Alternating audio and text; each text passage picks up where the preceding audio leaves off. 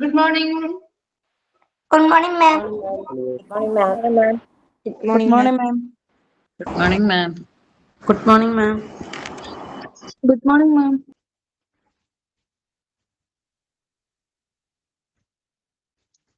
Okay, നമ്മൾ കഴിഞ്ഞ ക്ലാസ്സിൽ ഡയാലിസിസ് സർവീസ് എല്ലാം എടുത്തോണ്ടിരിക്കുന്നേ. അതെ മിസ്സേ. എവിടെ വരെയാ എടുത്തു നിർത്തിയത് കഴിഞ്ഞ ക്ലാസ്സില്? ടൈപ്സ് ഓഫ് ഡയാലിസിസ് സ്റ്റാർട്ട് ചെയ്തു അല്ലേ? അതെ, എവിഗ്രാഫ്റ്റ് വരെ. എവിഗ്രാഫ്റ്റ് വരെയല്ലേ എടുത്തു നിർത്തിയത്?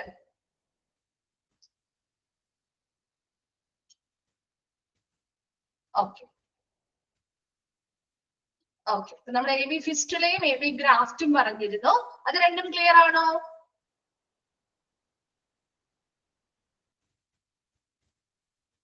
ഓക്കെ, നമ്മൾ നെക്സ്റ്റ് തേർഡ് വൺ പറയാണ് കേട്ടോ.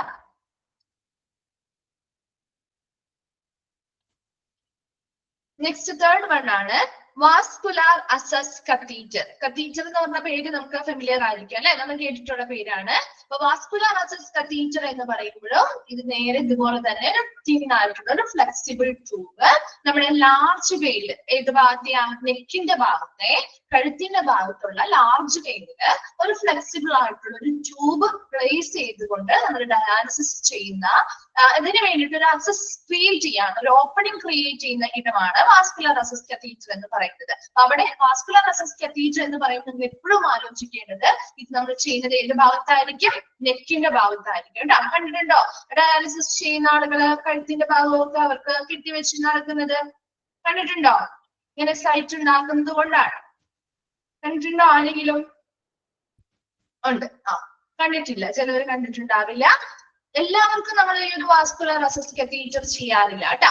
മിക്കവരുടെയും കൈകളിലോ കാലിലോ ഒക്കെ ആയിരിക്കും ചെയ്യുന്നത്. അപ്പൊ പെട്ടെന്ന് ഒരു എമർജൻസി ആയിട്ടുള്ള സിറ്റുവേഷൻ വരാണ്, പെട്ടെന്ന് ഒരാൾക്ക് കിഡ്നി ഓൾറെഡി ചെറിയ രീതിയിൽ ഒരു കംപ്ലൈന്റ് ഉണ്ടാവാം, ചിലപ്പോൾ വേറെ എന്തെങ്കിലും കാരണങ്ങൾ കൊണ്ട് പെട്ടെന്ന് സഡൻ ആയിട്ട് അവർക്ക് ഒത്തിരി സീരിയസ് ആയിട്ടുള്ള ഒരു കണ്ടീഷനിലേക്കോ അല്ലെങ്കിൽ വലിയ രീതിയിലുള്ള കിഡ്നി ഫെയിലിയറോ ഒക്കെ പെട്ടെന്ന് വരുമ്പോൾ ഉടനടി നമുക്ക് ഡയാലിസിസ് സ്റ്റാർട്ട് ചെയ്യണം എന്നൊരു കണ്ടീഷൻ വരുന്ന സമയത്ത് നമുക്ക് എ വി ഗ്രാഫ്റ്റോ അല്ലെങ്കിൽ എ വി ഫിസ്റ്റുലയോ ഒന്നും ചെയ്യാനുള്ള ഒരു സമയം ഉണ്ടാവില്ല. അപ്പൊ അതൊന്ന് റെഡിയാക്കി എടുക്കുന്നത് വരെ നമുക്ക് എന്തിന്റെ സഹായം വേണ്ടി വരും?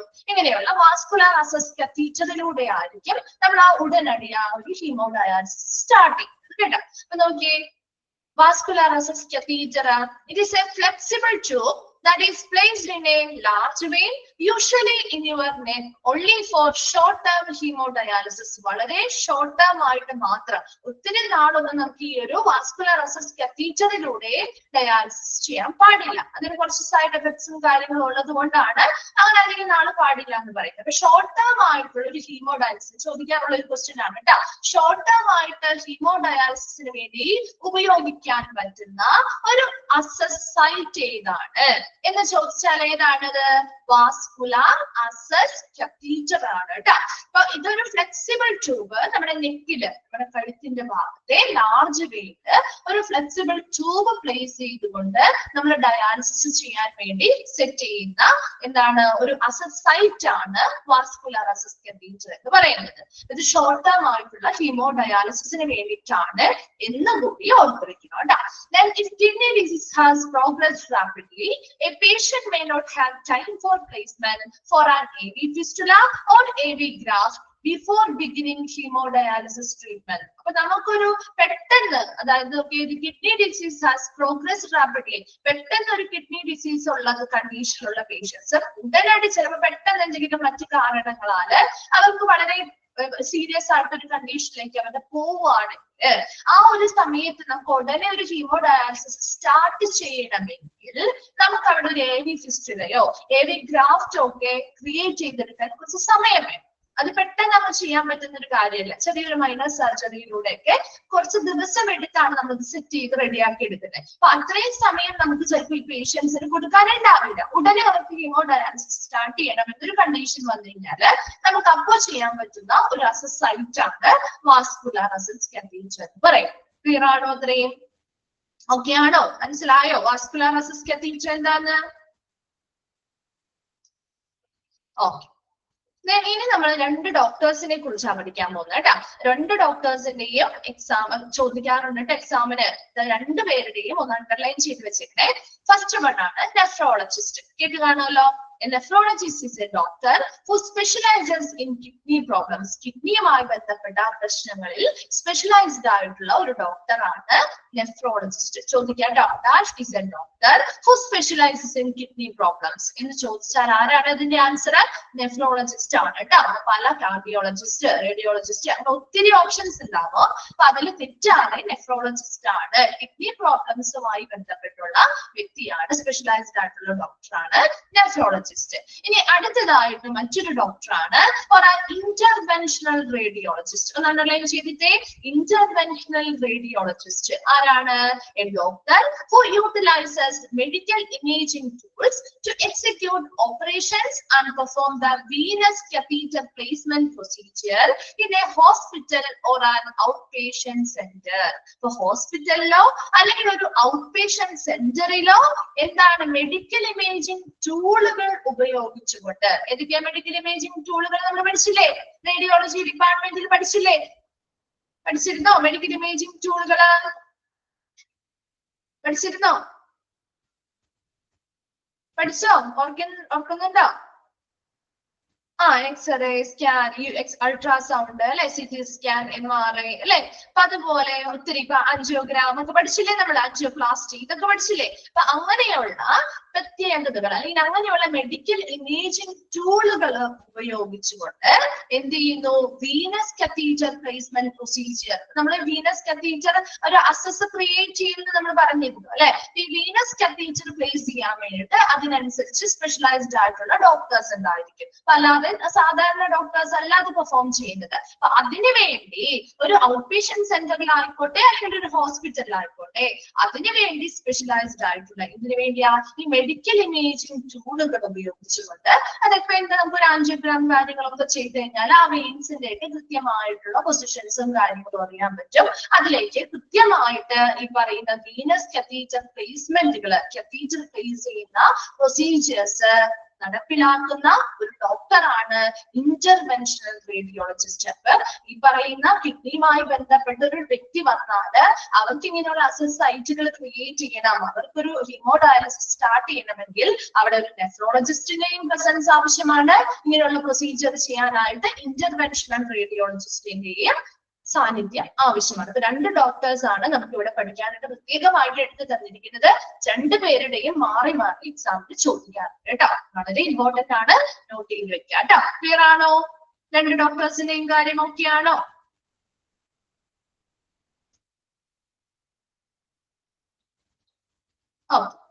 Then the patient gets local anesthesia and sedation to be calm and relaxed in the course of this procedure. അപ്പൊ ഈ നെക്കിന്റെ ഭാഗത്തായിക്കോട്ടെ അപ്പൊ അങ്ങനെയൊക്കെ ചെയ്യുന്ന സമയത്ത് നമുക്ക് ഒത്തിരി വേദന, കുറച്ച് വേദന ഉണ്ടാവുന്ന പ്രൊസീജിയർ ആണ് അല്ലെ. വളരെ വേദന ഇല്ലാത്തൊരു പ്രൊസീജിയർ ഒന്നും അല്ല. അപ്പൊ അവന് വെയിനുള്ളിലേക്ക് ഇങ്ങനെ കത്തീറ്റർ അല്ലെങ്കിൽ ഇങ്ങനെ ഒരു ഫ്ലെക്സിബിൾ ട്യൂബ് ഒക്കെ പ്ലേസ് ചെയ്യുന്ന സമയത്ത് വേദന ഉണ്ടാവും. അപ്പൊ അതുകൊണ്ട് തന്നെ ആ ഒരു സ്ഥലത്ത് ചിലപ്പോൾ ലോക്കലായിട്ട് അവർക്ക് അനസ്തേഷ്യ കൊടുക്കാം അല്ലെ. ആ ഒരു പർട്ടിക്കുലർ ഏരിയയിൽ മാത്രം അനസ്തേഷ്യ കൊടുക്കാം അല്ലെങ്കിൽ സെഡേഷൻസ് ഒക്കെ കൊടുത്ത് ആ പറയുന്ന പേഷ്യന്റിനെ റിലാക്സ്ഡ് ആക്കിയിട്ടായിരിക്കും ഈ പ്രൊസീജിയർ ആ ഡോക്ടേഴ്സ് ചെയ്യുക കേട്ടോ. Then venous catheters are not perfect for long term use. ഈ പറയുന്ന വീനസ് കത്തീറ്റർ നമ്മൾ നേരത്തെ പറഞ്ഞു ഷോർട്ട് ടേം ഹീമോഡയാലിസിന് വേണ്ടിയിട്ടാണ്. ഒത്തിരി ലോങ് ടേം ആയിട്ട് അല്ലെങ്കിൽ ദീർഘകാലം നമുക്ക് ഈ ഒരു അസസ് സൈറ്റ് ഉപയോഗിച്ചുകൊണ്ട് നമുക്ക് ഹീമോഡയാലിസിസ് അല്ലെങ്കിൽ ഡയാലിസിസ് ചെയ്യാൻ പറ്റില്ല. പെർഫെക്റ്റ് അല്ല. കാരണം എന്തെന്ന് വെച്ച് കഴിഞ്ഞാല് venous catheter a patient may generate a blood clot and infection or cause the vein to narrow. ഈ പറയുന്ന കഴുത്തിലൂടെയുള്ള വെയിനിലായതുകൊണ്ട് തന്നെ അവിടെ ചിലപ്പോൾ ബ്ലഡ് ക്ലോട്ടുകൾ വരാൻ ഈ ഒരു പ്രൊസീജിയർ വഴി സാധ്യതയുണ്ട്, അല്ലെങ്കിൽ ഇൻഫെക്ഷൻസ് വരാൻ കൂടുതൽ ചാൻസ് ഉണ്ട്, അല്ലെങ്കിൽ എന്താണ് ആ വെയിൻ നമ്മുടെ ആ ഒരു ലാർജ് വെയിൻ ബ്രെയിനിലേക്കുള്ള വെയിൻ അല്ലേ ഇത്. അപ്പൊ ആ വെയിൻ എന്ത് ചെയ്യുന്നു, ചിലപ്പോൾ ചുരുങ്ങി പോകാനൊക്കെയുള്ള സാധ്യത ഉള്ളത് കൊണ്ടാണ്. അപ്പൊ അങ്ങനെയുള്ള ഒരു റിസ്ക് ഫാക്ടർ ഇതിന് പിന്നിലുള്ളത് കൊണ്ടാണ് നമുക്ക് ഒത്തിരി നാള് ഈ ഒരു അസസ് സൈറ്റ് നമുക്ക് ഉപയോഗിക്കാൻ പറ്റില്ല എന്ന് പറയുന്നത്. വളരെ ഇമ്മീഡിയറ്റ് ആയിട്ട് നമുക്കൊരു അത്യാവശ്യം വന്നാൽ നമുക്ക് യൂസ് ചെയ്യാം, കുറച്ച് ദിവസത്തേക്കോ കുറച്ച് മാസത്തേക്കോ യൂസ് ചെയ്യാം. അതിൽ കൂടുതൽ നമുക്ക് ഒരു പ്രൊസീജിയർ വെച്ചിട്ട് നമുക്ക് ഡയാലിസിസ് ചെയ്യാൻ പറ്റില്ല. Then, however, if a patient wants to start hemodialysis right away, a venous catheter will work for several weeks or months till a surgeon can do a long-term access surgery and the AV fistula or AV graft has time to mature. അതായത് ഒരു പേഷ്യന്റിന് പെട്ടെന്നൊരു haemodialysis ചെയ്യണം എന്നുണ്ടെങ്കിൽ നമുക്ക് ഈ ഒരു vascular assess catheter place ചെയ്യുന്നത് ചെയ്യാം. അത് കുറച്ച് ആഴ്ചകൾക്കോ അല്ലെങ്കിൽ കുറച്ച് മാസങ്ങൾക്കോ മാത്രമേ പറ്റുള്ളൂ. എന്ന് വെച്ച് എന്താണ് ഇവിടെ ഒരു ടൈം കൊടുക്കാണ്. എന്തിനു വേണ്ടിയുള്ള ടൈമാ? നമുക്ക് ഈ ഒരു AV ഫിസ്റ്റുല ചെയ്ത് ചിലപ്പോൾ അവർക്ക് അതൊന്ന് മെച്ചുവേർഡ് ആയി റെഡി ആയി എടുക്കാൻ വേണ്ടി, അതായത് ഹീമോഡയാലിസിസ് ചെയ്ത് റെഡിയായി വരാൻ വേണ്ടിയിട്ടുള്ള സമയം കൊടുക്കണം അല്ലെ. അല്ലെങ്കിൽ ഇപ്പൊ ഒരു AV ഗ്രാഫ്റ്റ് ആണ് നമ്മൾ ചെയ്യുന്നതെങ്കിലും അതൊന്ന് ശരിയായി ഹീലായി മെച്ചുവേർഡ് ആയി നമുക്ക് ഹീമോഡയാലിസിസ് സ്റ്റാർട്ട് ചെയ്യാം എന്നൊരു കണ്ടീഷനിലേക്ക് എത്തുന്നത് വരെയുള്ള ഒരു ടൈം ഗ്യാപ്പ് ഉണ്ടല്ലോ ഇല്ലേ? ആ ഒരു ടൈം ഗ്യാപ്പിലേക്ക് മാത്രമായിട്ടാണ് നമ്മൾ ശരിക്കും ഇത് പ്രിഫർ ചെയ്യുന്നത്. അപ്പൊ അത്രയും സമയം നമുക്ക് എന്ത് ചെയ്യാം? ഈ ഒരു വാസ്കുലർ അസസ് കാത്തീറ്റർ ഉപയോഗിച്ചുകൊണ്ട് ഡയാലിസിസ് ചെയ്യാം. അല്ലാത്ത കേസിൽ സ്ഥിരമായിട്ട് നമുക്കത് യൂസ് ചെയ്യാനായിട്ട് പറ്റില്ല. Then both the AV fistula and AV graft are outlined for long-term dialysis treatment. നമുക്ക് ഷോർട്ട് ടേം ഏതാന്ന് പറയുന്നത്? ഏതാണ് ഷോർട്ട് ടേം ഹീമോഡയാലിസിസിന് വേണ്ടി യൂസ് ചെയ്യുന്ന അസസ് സൈറ്റ് ഏതാണ്? ഏതാണ് ഷോർട്ട് ടേം ഹീമോഡയാലിസിസിന് വേണ്ടി യൂസ് ചെയ്യുന്ന അസസ് സൈറ്റ്? എന്താണ് അത് റിപ്ലൈ ചെയ്യാതെ? വാസ്കുലർ അസസ് കാത്തീറ്റർ അല്ലെ. അതേസമയം ലോങ് ടേം ഹീമോഡയാലിസിസിനൊക്കെ നമുക്ക് ഏതൊക്കെ ഉപയോഗിക്കാൻ പറ്റും? ലോങ് ടേം ഹീമോഡയാലിസിസിന് ഏതൊക്കെ യൂസ് ചെയ്യാൻ പറ്റും? AV ഫിസ്റ്റുലയും AV ഗ്രാഫ്റ്റും കേട്ടോ. AV ഫിസ്റ്റുലയും AV ഗ്രാഫ്റ്റും രണ്ടും നമുക്ക് ഒരുപോലെ യൂസ് ചെയ്യാം കേട്ടോ. ലോങ് ടേം അത് ഓരോ പേഷ്യൻസിന്റെ കണ്ടീഷൻ അനുസരിച്ചാണ് അതിൽ ഏത് വേണമെന്ന് തീരുമാനിക്കുന്നത് കേട്ടോ. AV ഫിസ്റ്റുല AV ഗ്രാഫ്റ്റ് ഉണ്ട്. നമുക്ക് ലോങ് ടേം ആയിട്ടുള്ള ഹീമോഡയാലിസിസിന് വേണ്ടിയിട്ട് നമുക്ക് യൂസ് ചെയ്യാൻ പറ്റും. അപ്പം ഈ ഒരു നോക്കിയേ, both AV fistula and AV graft are outlined for long term hemodialysis. അതൊന്നും അണ്ടർലൈൻ ചെയ്തിട്ടുണ്ട് കേട്ടോ. അപ്പൊ ഷോർട്ട് ടേമിന്റെയും ചോദിക്കാറുണ്ട്, ലോങ് ടേം ആയിട്ട് ഉപയോഗിക്കുന്നത് ഏതൊക്കെയാണെന്ന് ചോദിക്കാറുണ്ട് കേട്ടോ. Then people who get AV fistulas are healed and ready to begin hemodialysis 2 to 3 months after their surgery. നമ്മൾ പറഞ്ഞിരുന്നു AV ഫിസ്റ്റുലയോ AV ഗ്രാഫ്റ്റോ ഒക്കെ നമുക്ക് പ്ലേസ് ചെയ്ത് അല്ലെങ്കിൽ ഉണ്ടാക്കണമെങ്കിൽ ആ പേഷ്യന്റിന്റെ ബോഡിയിൽ ചെറിയൊരു മൈനർ സർജറിയിലൂടെയാണ് നമ്മൾ ചെയ്തെടുക്കുന്നത് അല്ലെ. അവിടെ സർജിക്കൽ കണക്ഷൻസ് ഒക്കെയാണ് ഉണ്ടാക്കുന്നത്. അപ്പൊ അതുകൊണ്ട് തന്നെ ചെറിയൊരു മൈനർ സർജറി നടത്തുന്നു. ആ മൈനർ സർജറി നടത്തി ഒരു AV ഫിസ്റ്റുല നമുക്ക് ക്രിയേറ്റ് ചെയ്തെടുക്കാൻ വേണ്ടി, അല്ലെങ്കിൽ അത് സർജറി കഴിഞ്ഞ് അത് ഉണങ്ങി നമുക്ക് ഹീമോഡയാലിസിസ് ചെയ്യാൻ വേണ്ടിയിട്ട് റെഡി ആവാൻ വേണ്ടി എത്ര സമയം എടുക്കുന്ന പറയുന്നത്? 2 to 3 months. സർജറിക്ക് ശേഷം 2 or 3 മാസമോ ഇതിന് സമയം എടുക്കും. AV ഫിസ്റ്റുലയുടെ കാര്യമാണ് പറയുന്നത്. അപ്പൊ അതൊന്നും അണ്ടർലൈൻ ചെയ്തിട്ടുണ്ട് കേട്ടോ. രണ്ടിന് വ്യത്യാസമുണ്ട്. AV ഫിസ്റ്റുല ആവുമ്പോൾ 2 to 3 months കൊണ്ടായിരിക്കും ഇത് ഹീൽ ചെയ്ത് റെഡി ആയിട്ട് വരുന്നത്. എന്നാൽ people who receive AV graft ചെയ്യുന്ന ആളുകളാണെങ്കിൽ will be ready in 2 to 3 weeks. 2 മുതൽ 3 ആഴ്ചകൾക്കുള്ളിൽ AV ഗ്രാഫ്റ്റ് റെഡി ആവും. അതേസമയം AV ഫിസ്റ്റുല ആവുമ്പോ 2 മുതൽ 3 മാസമാണ് അത് റെഡി ആവാൻ എടുക്കുന്ന സമയം. ഈ പറയുന്ന 2 ആഴ്ചയാവാം, അല്ലെങ്കിൽ 3 ആഴ്ചയാവാം, അല്ലെങ്കിൽ 3 മാസമാവാം. അപ്പൊ അത് പേഷ്യന്റിനനുസരിച്ചാണ്. ആ 3 മാസം വരെയൊക്കെ നമുക്ക് എന്ത് ചെയ്യാൻ പറ്റും? ഈ വാസ്കുലർ അസസ് കാത്തീറ്റർ ഉപയോഗിച്ചുകൊണ്ട് ഡയാലിസിസ് ചെയ്യാം. അപ്പൊ ഇത് റെഡി ആയി കഴിയുമ്പോൾ നമ്മൾ നേരെ ഇതിലേക്ക് അത് റീപ്ലേസ് ചെയ്ത് കൊടുക്കുകയാണ് ചെയ്യുന്നത്. Catheters are outlined for short-term temporary use. നമ്മൾ നേരത്തെ പറഞ്ഞിരുന്നു അല്ലെ, വളരെ കുറച്ച് സമയത്തേക്ക് മാത്രമേ കാത്തീറ്റേഴ്സ് ഉപയോഗിച്ചുകൊണ്ടുള്ള ഡയാലിസിസ് നമുക്ക് ചെയ്യാനായിട്ട് സാധിക്കുള്ളൂ. ക്ലിയർ ആണോ? അവരുടെ സമയം ഒന്ന് അണ്ടർലൈൻ ചെയ്ത് വെക്കണേ, രണ്ടിന്റെയും മാറിപ്പോകരുത് കേട്ടോ. AV ഫിസ്റ്റുലയ്ക്കാണ് കൂടുതലും സമയം വേണ്ടത് കേട്ടോ. ഓക്കെ ആണോ? അത് അത്രയും. നെക്സ്റ്റ് ടൈപ്പിലേക്ക് പോവാലോ. ഓക്കെ, then second one ആണ് പെരിറ്റോണിയൽ ഡയാലിസിസ്, PD. ഇതിന്റെ ഷോർട്ട് ഫോംസും എക്സ്പാൻഡഡ് ഫോമും നോക്കി വെക്കണേ, ചോദിക്കാറുണ്ട് കേട്ടോ. അപ്പൊ പെരിറ്റോണിയൽ ഡയാലിസിസ് എന്ന് പറയുമ്പോൾ അത് കുറച്ചും കൂടി നിങ്ങൾക്ക് എളുപ്പമാണ്. അപ്പൊ ഈ ഒരു പിക്ചർ കണ്ടാൽ തന്നെ ക്ലിയർ ആണോ? പിക്ചർ കാണാൻ പറ്റുന്നുണ്ടോ? ഈ പിക്ചർ കണ്ടാൽ തന്നെ നമുക്ക് കുറച്ച് എന്തായിരിക്കും അതിനെ കുറിച്ചുള്ള ഒരു ഐഡിയ കിട്ടും. അപ്പൊ ഇവിടെ ഈ പിക്ചറിൽ അധികം മെഷീൻസോ കാര്യങ്ങളോ ഒന്നും കാണുന്നില്ല അല്ലെ. അല്ലെ? മെഷീൻസ് ഒക്കെ കാണുന്നുണ്ടോ? വലിയ രീതിയിലുള്ള മെഷീനോ കാര്യങ്ങളോ ഒക്കെ കാണുന്നുണ്ടോ? ഇല്ല അല്ലെ? അപ്പൊ ഇവിടെ പെരിറ്റോണിയൽ ഡയാലിസിസിന്റെ ഒരു പ്രത്യേകത എന്ന് പറഞ്ഞാല് ഇവിടെ നമ്മള് ഹീമോ ഡയാലിസിസിന് ഉപയോഗിക്കുന്ന രീതിയിലുള്ള ഡയാലിസിസ് മെഷീനോ കാര്യങ്ങളോ ഉപയോഗിക്കുന്നില്ല. അത്രയും വലിയ രീതിയിലുള്ള ഫിൽറ്ററുകളോ മെഷീൻസോ കാര്യങ്ങളോ ഒന്നും ഉപയോഗിക്കാതെ ഇവിടെയുള്ള പ്രത്യേകത എന്ന് പറഞ്ഞാല് ആ പേഷ്യന്റിന്റെ ബോഡിയുടെ ഉള്ളിൽ വെച്ച് തന്നെയാണ് നമ്മൾ വേസ്റ്റും കാര്യങ്ങളൊക്കെ എക്സ്ക്രീഷൻ നടത്തുന്നത്, എക്സ്ക്രീറ്റ് ചെയ്ത് കളയുന്നത്. മനസ്സിലായോ? അപ്പൊ ഇവിടെ പേഷ്യൻസിന്റെ ഉള്ളിൽ വെച്ച് തന്നെ, ബോഡിയുടെ ഉള്ളിൽ വെച്ച് തന്നെയാണ് നമ്മൾ ബ്ലഡിനെ പ്യൂരിഫൈ ചെയ്തെടുക്കുന്നതും വേസ്റ്റും കാര്യങ്ങളും റിമൂവ് ചെയ്യുന്നതും. അല്ലാതെ ഇവിടെ ഒരു എക്സ്ട്രാ വലിയ രീതിയിൽ ഡയാലിസിസ് ചെയ്യാൻ വേണ്ടിയിട്ട് നമ്മുടെ ഹീമോ ഡയാലിസിസിനെ പോലെയുള്ള വലിയ രീതിയിലുള്ള മെഷീനോ കാര്യങ്ങളോ നമ്മൾ ഇവിടെ യൂസ് ചെയ്യുന്നില്ല. അതായത് ചെറിയ രീതിയിലുള്ള മെഷീനും കാര്യങ്ങളും ഉപയോഗിക്കുന്നുണ്ട്, എന്നാൽ പോലും ബ്ലഡിനെ പ്യൂരിഫൈ ചെയ്യാനായിട്ട് ഹീമോ ഡയാലിസിസിനെ പോലെയുള്ള മെഷീൻസ് നമ്മളിവിടെ ഉപയോഗിക്കുന്നു. അല്ല, നമുക്ക് പറഞ്ഞു കഴിയുമ്പോൾ നിങ്ങൾക്ക് കുറച്ചുകൂടി മനസ്സിലാവും. ഓക്കെ, നോക്കിയേ, ഇൻ പെരിറ്റോണിയൽ ഡയസ്, ആ പേരിൽ നിന്ന് തന്നെ നിങ്ങൾക്ക് മനസ്സിലാവും കേട്ടോ ഏത് ടൈപ്പ് ആണെന്നുള്ളത്. ഇപ്പൊ പറഞ്ഞു കഴിയുമ്പോൾ നിങ്ങൾക്ക് ആ ഒരു പേരുമായിട്ട് കണക്ട് ചെയ്ത് വെക്കാൻ പറ്റും.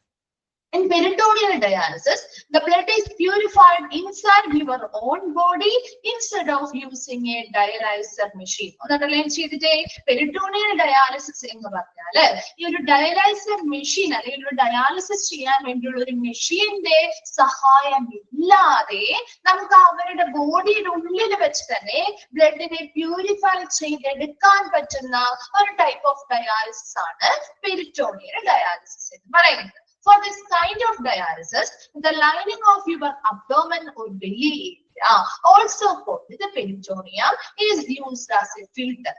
ഇവിടെ ഫിൽട്ടർ ആയിട്ട് യൂസ് ചെയ്യുന്നത് അവരുടെ ബോഡിയുടെ ഉള്ളിലുള്ള നമ്മുടെ അബ്ഡോമൻ അല്ലെങ്കിൽ ബെല്ലി ഏരിയ അല്ലെ, നമ്മുടെ വയറിന്റെ അടിവയർ ആ ഭാഗത്തുള്ള അബ്ഡോമൻ അല്ലെങ്കിൽ ആ ബെല്ലി ഏരിയയുടെ ലൈനിങ്ങിനെ വിളിക്കുന്ന പേരാണ് പെരിറ്റോണിയം. ഒന്നണ്ടർലൈൻ ചെയ്തിട്ട് ആ പേര് പെരിറ്റോണിയം. അപ്പൊ ഇവിടെ പെരിറ്റോണിയം എന്ന് പറയുന്ന ഈ ലൈനിങ് ആണ് ഫിൽട്ടർ ആയിട്ട് ആക്ട് ചെയ്യുന്നത്. മനസ്സിലായോ? നമ്മൾ പറഞ്ഞു നമ്മുടെ ആ ഒരു ബോഡിയുടെ ഉള്ളിൽ വെച്ച് തന്നെയാണ് ബ്ലഡിനെ പ്യൂരിഫൈ ചെയ്യുന്നതെന്ന് പറഞ്ഞു അല്ലെ. അപ്പൊ ഇവിടെ ബ്ലഡിനെ പ്യൂരിഫൈ ചെയ്യാനായിട്ട് സ്പെഷ്യൽ ഫിൽറ്ററോ കാര്യങ്ങളോ ഒന്നും നമ്മൾ യൂസ് ചെയ്യുന്നില്ല, മെഷീൻസ് പോലെയുള്ള കാര്യങ്ങളൊന്നും യൂസ് ചെയ്യുന്നില്ല. അതിന് പകരം നമ്മുടെ ബോഡിയുടെ ഉള്ളിലുള്ള അബ്ഡോമിനൽ ക്യാവിറ്റിയുടെ ലൈനിങ്ങിനെ വിളിക്കുന്ന പേരാണ് പെരിറ്റോണിയം. ഈ പെരിറ്റോണിയമാണ് ഇവിടെ ഫിൽറ്റർ ആയിട്ട് ആക്ട് ചെയ്യുന്നത് അല്ലെങ്കിൽ പ്രവർത്തിക്കുന്നത്. അപ്പൊ പെരിറ്റോണിയം ഫിൽട്ടർ ആയിട്ട് പ്രവർത്തിക്കുന്നത് കൊണ്ടാണ് ആ ഒരു ടൈപ്പ് ഓഫ് ഡയാലിസിസിന് എന്ത് പേര് വന്നത്? എന്ത് പേരാ പറഞ്ഞേ? പെരിറ്റോണിയൽ ഡയാലിസിസ് എന്ന് പേര് വന്നത്. അപ്പൊ രണ്ടും കൂടി ഞങ്ങൾ കണക്ട് ചെയ്യാൻ പറ്റില്ലേ? പെരിറ്റോണിയൽ ഡയാലിസിസില് ഫിൽട്ടർ ആയിട്ട് ഉപയോഗിക്കുന്നത് നമ്മുടെ അബ്ഡോമിനൽ ക്യാവിറ്റിയുടെ ലൈനിങ് ആയിട്ടുള്ള പെരിറ്റോണിയമാണ്. Clear ആണോ? Then next നോക്കിയേ, before beginning peritoneal dialysis, a minor surgery is required to place a catheter, a soft tube in your belly. അപ്പൊ ഇവിടെ നോക്കിയാൽ നിങ്ങൾക്ക് മനസ്സിലാവും നമ്മുടെ ആ ഒരു ബെല്ലി ഏരിയ അല്ലെ, നമ്മുടെ ആ വയറിന്റെ ആ ഒരു ഭാഗമാണ് ഇവിടെ കാണിച്ചിരിക്കുന്നത് കേട്ടോ. ഇവിടെ പെരിറ്റോണിയൽ ലൈനിങ് കാണിച്ചിട്ടുണ്ട്, പെരിറ്റോണിയൽ ക്യാവിറ്റി അതിന്റെ ലൈനിങ് കാര്യങ്ങളൊക്കെ കാണിച്ചിട്ടുണ്ട്. അപ്പൊ ഇവിടെ ഒരു ചെറിയ നമ്മളൊരു ഈ ഒരു ടൈപ്പ് ഓഫ് ഡയാലിസിസ് ചെയ്യുന്ന സമയത്ത് ഒരു ചെറിയ മൈനർ സർജറിയിലൂടെ ഇവിടെ ഒരു കത്തീറ്റർ നമ്മൾ ആ ഒരു അബ്ഡോമിനിലേക്ക് എന്ത് ചെയ്യുന്നു? പ്ലേസ് ചെയ്യും. കണ്ടോ? ഒരു ട്യൂബ് പോയിരിക്കുന്നത് കണ്ടോ? കാണാൻ പറ്റുന്നുണ്ടോ? അല്ലെങ്കിൽ നിങ്ങളുടെ നോട്ടിൽ നോക്കിയാലും മതി കേട്ടോ. നോക്കി, അപ്പൊ ഒരു ട്യൂബ് പോലെ അല്ലെ നമ്മുടെ കത്തീറ്റർ, നമ്മുടെ സോഫ്റ്റ് ട്യൂബാണ്. കത്തീറ്റർ നമ്മൾ എന്ത് ചെയ്യണം? ആദ്യമേ പ്ലേസ് ചെയ്യും. അങ്ങനെ കത്തീറ്റർ ഒരു ചെറിയ സർജറിയിലൂടെയാണ് നമ്മളത് വയറ്റിനുള്ളിലേക്ക് ആ ഒരു അബ്ഡോമിനൽ ക്യാവിറ്റിയിലേക്ക് പ്ലേസ് ചെയ്ത് കൊടുക്കുന്നത്. അതെന്തിനു വേണ്ടിയാണെന്നത് ഇനി പറയുന്നത് കേട്ടോ. നോക്കിയേ, in this course of each treatment, the belly area is little by little filled with a dialysate and a cleaning fluid made from a mixture of water, salt and other additives through the catheter. അപ്പൊ ഈ പറയുന്ന ഡയലസൈറ്റ് എന്ന് പറയുന്നത് ഒരു fluid ആണ്. അപ്പൊ ഈ fluid cleansing fluid ആണ്. അതിപ്പോ വാട്ടർ, അതുപോലെ സാൾട്ട്, മറ്റു കെമിക്കൽസ് കാര്യങ്ങളൊക്കെ വെച്ചാണ് ആ ഒരു ഫ്ലൂയിഡ് മിക്സ് ഉണ്ടാക്കിയിരിക്കുന്നത്. ഈ ഫ്ലൂയിഡ് അല്ലെങ്കിൽ ഈ ഡയലസൈറ്റ് എന്ന് പറയുന്ന ഫ്ലൂയിഡ് എന്ത് ചെയ്യുന്നു? ഈ കത്തീറ്ററിലൂടെ പതുക്കെ ഇവിടെ ഒരു കണ്ടോ, ഒരു ബാഗ് കണ്ടോ? ആ ബാഗില് ഡയാലിസിസിന് വേണ്ടിയുള്ള ആ ഒരു ഡയാലിസിസ് സൊല്യൂഷൻ ആണ്. ആ സൊല്യൂഷൻ എന്ത് ചെയ്യും? ഈ കത്തീറ്ററിലൂടെ കുറച്ചായിട്ട് ഈ ഒരു അബ്ഡോമിനൽ ക്യാവിറ്റിയിലേക്ക് ഈ കത്തീറ്ററിലൂടെ ഫില്ല് ചെയ്ത് കൊടുത്തുകൊണ്ടേയിരിക്കും. മനസ്സിലാവുന്നുണ്ടോ? പറയുന്നത് ക്ലിയർ ആവുന്നുണ്ടോ? ഫില്ല് ചെയ്ത് പതുക്കെ കുറച്ചേശ്ശെ ആയിട്ട് ഫില്ല് ചെയ്ത് കൊടുത്തോണ്ടിരിക്കും. ഇനി as blood flows normally through the area, the extra fluid and waste products are pulled out of the blood vessels and into the belly area by the dialysate almost like a magnet. അതായത് ഇവിടെ ഈ ഒരു abdominal ഏരിയയുടെ ഈ ലൈനിങ്ങിന് പുറത്തു കൂടെ എന്ത് ചെയ്യും? നോർമൽ ആയിട്ട് ബ്ലഡ് വെസൽസ് പോകുന്നുണ്ടാവും അല്ലെ?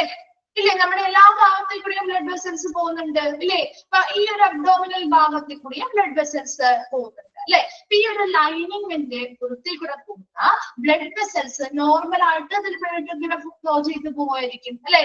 അങ്ങനെ ഫ്ലോ ചെയ്ത് പോകുന്ന സമയത്ത് ആ ബ്ലഡിലുള്ള വാട്ടർ, എക്സ്ട്രാ വാട്ടർ, അതുപോലെ തന്നെ മറ്റ് വേസ്റ്റ് കാര്യങ്ങളൊക്കെ എന്ത് ചെയ്യുന്നു? ഈ ബ്ലഡ് വെസൽസിൽ നിന്നും ഈ ഫിൽട്ടർ, ഏതാണ്? പെരിറ്റോണിയം എന്ന് പറയുന്ന ഫിൽട്ടറിലൂടെ എന്തിലേക്ക് എത്തും? ഈ ഒരു ഫ്ലൂയിഡ് നമ്മളിവിടെ ഫിൽ ചെയ്ത് കൊടുത്തിരിക്കുകയല്ലേ ഫ്ലൂയിഡ്, ആ ഫ്ലൂയിഡിലേക്ക് എത്തും. കാരണം ഈ ഫ്ലൂയിഡ് ഒരു മാഗ്നറ്റ് പോലെ പ്രവർത്തിക്കുന്ന പറയുന്നത്. മാഗ്നറ്റ് എങ്ങനെ എന്താ ചെയ്യാം? മറ്റൊരു മെറ്റൽ അല്ലെങ്കിൽ ഒരു എലമെന്റിനെ കണ്ട എന്ത് ചെയ്യും? അട്രാക്ട് ചെയ്യും അല്ലെ? ആണോ? മാഗ്നറ്റ് അട്രാക്ട് ചെയ്യില്ലേ മെറ്റൽസ് കാര്യങ്ങളായിട്ട് വരുമ്പോ? അതുപോലെ തന്നെ ഈ മാഗ്നറ്റ് പോലെ ഈ ഒരു ഫ്ലൂയിഡ് പ്രവർത്തിക്കുകയും അത് നമ്മുടെ ഈ പെരിറ്റോണിയം എന്ന് പറയുന്ന ലൈനിങ്ങിന് പുറത്തൂടെ പോകുന്ന ബ്ലഡ് വെസൽസിലുള്ള എക്സ്ട്രാ ഫ്ലൂയിഡ്, വേസ്റ്റ് മുതലായവയെ ഈ ഒരു ഫ്ലൂയിഡ് ആയിട്ടുള്ള ആ ഒരു ഡയാലിസിസ് സൊല്യൂഷൻ എന്ത് ചെയ്യുന്നു? അട്രാക്ട് ചെയ്ത് ആഗിരണം ചെയ്ത് അബ്സോർബ് ചെയ്ത് ഇതിലേക്ക് എടുക്കുന്നു. അപ്പൊ ഇപ്പൊ ഈ ഒരു ഫ്ലൂയിഡ് എന്തായി? ഈ ഫ്ലൂയിഡിൽ ഇപ്പൊ എന്തൊക്കെയുണ്ട്? ആ ഫ്ലൂയിഡ് മാത്രമുള്ളോ? അല്ല, ബ്ലഡ് വെസൽസിൽ നിന്നും കിട്ടിയിട്ടുള്ള വേസ്റ്റുകളും എക്സ്ട്രാ ഫ്ലൂയിഡ്സ് ഒക്കെ ഉണ്ട് അല്ലെ?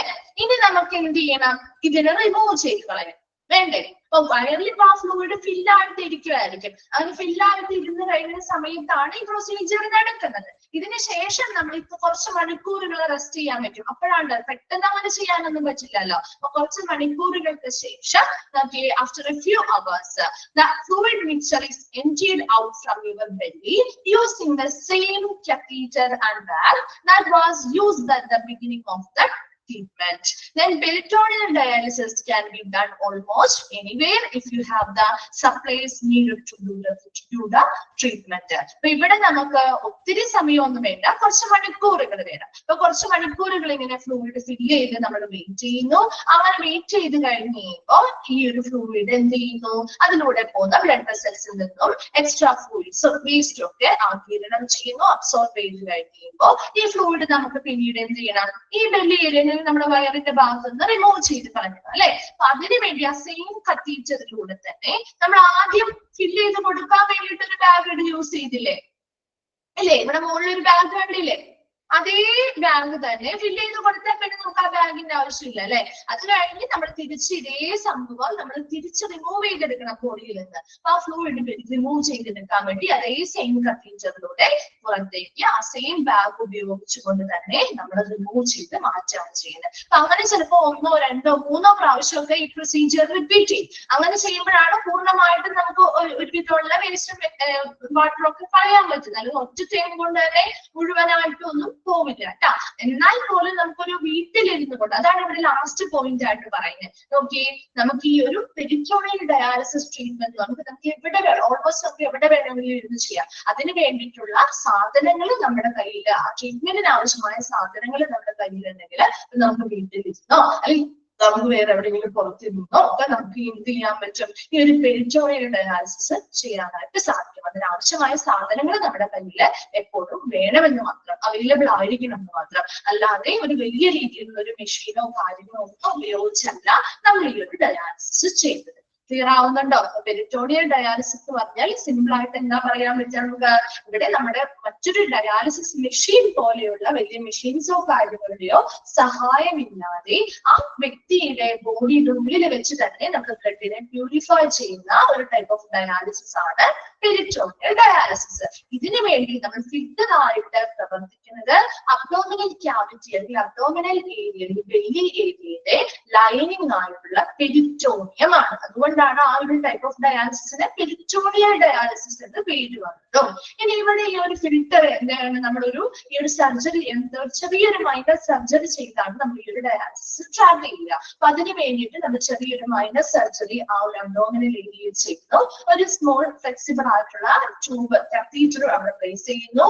അതിലൂടെ നമ്മൾ ഡയാലിസേറ്റ് എന്ന് പറയുന്ന സൊല്യൂഷൻ വളരെ ചെറിയ രീതിയിൽ ആയിട്ട് ഫില്ല് ചെയ്ത് ആ ഒരു അബ്ഡോമിനൽ ക്യാവിറ്റി നിറച്ചു കൊടുക്കുകയും കുറച്ച് സമയം എന്ത് ചെയ്യുന്നു, കുറച്ച് മണിക്കൂറുകൾ നമ്മൾ റെസ്റ്റ് ചെയ്യാൻ പറ്റുകയും അതിനുശേഷം ഈ ഡയാലിസിസ് സൊല്യൂഷൻ എന്താണ് ചെയ്യുന്നത്, ഈ പറയുന്ന ലൈനിങ്ങിന് പുറമെ പെരിറ്റോണിയത്തിന് പുറമെയുള്ള ബ്ലഡ് വെസൽസിൽ നിന്നും എക്സ്ട്രാ ഫ്ലൂയിഡ്സും വേസ്റ്റും കാര്യങ്ങളൊക്കെ അബ്സോർബ് ചെയ്ത് അല്ലെങ്കിൽ ആഗീകരിച്ചെടുക്കുന്നു. അത് ഒരു മാഗ്നറ്റ് പോലെ പ്രവർത്തിച്ച് ഇതെല്ലാം അബ്സോർബ് ചെയ്ത് അല്ലെങ്കിൽ ആഗീകരണം ചെയ്ത് എടുക്കുകയും ആ കുറച്ച് മണിക്കൂറുകൾക്ക് ശേഷം നമ്മൾ ഈ പറയുന്ന ഡയാലിസിസ് സൊല്യൂഷൻ അതേ കാത്തീറ്ററും അതേ ബാഗും ഉപയോഗിച്ചുകൊണ്ട് ആ ബോഡി വലിയ ഏരിയയിൽ നിന്ന് റിമൂവ് ചെയ്ത് മാറ്റുകയാണ് ചെയ്യുന്നത്. ക്ലിയർ ആണോ? പെരിറ്റോണിയൽ ഡയാലിസിസ് ഓക്കെ ആണോ?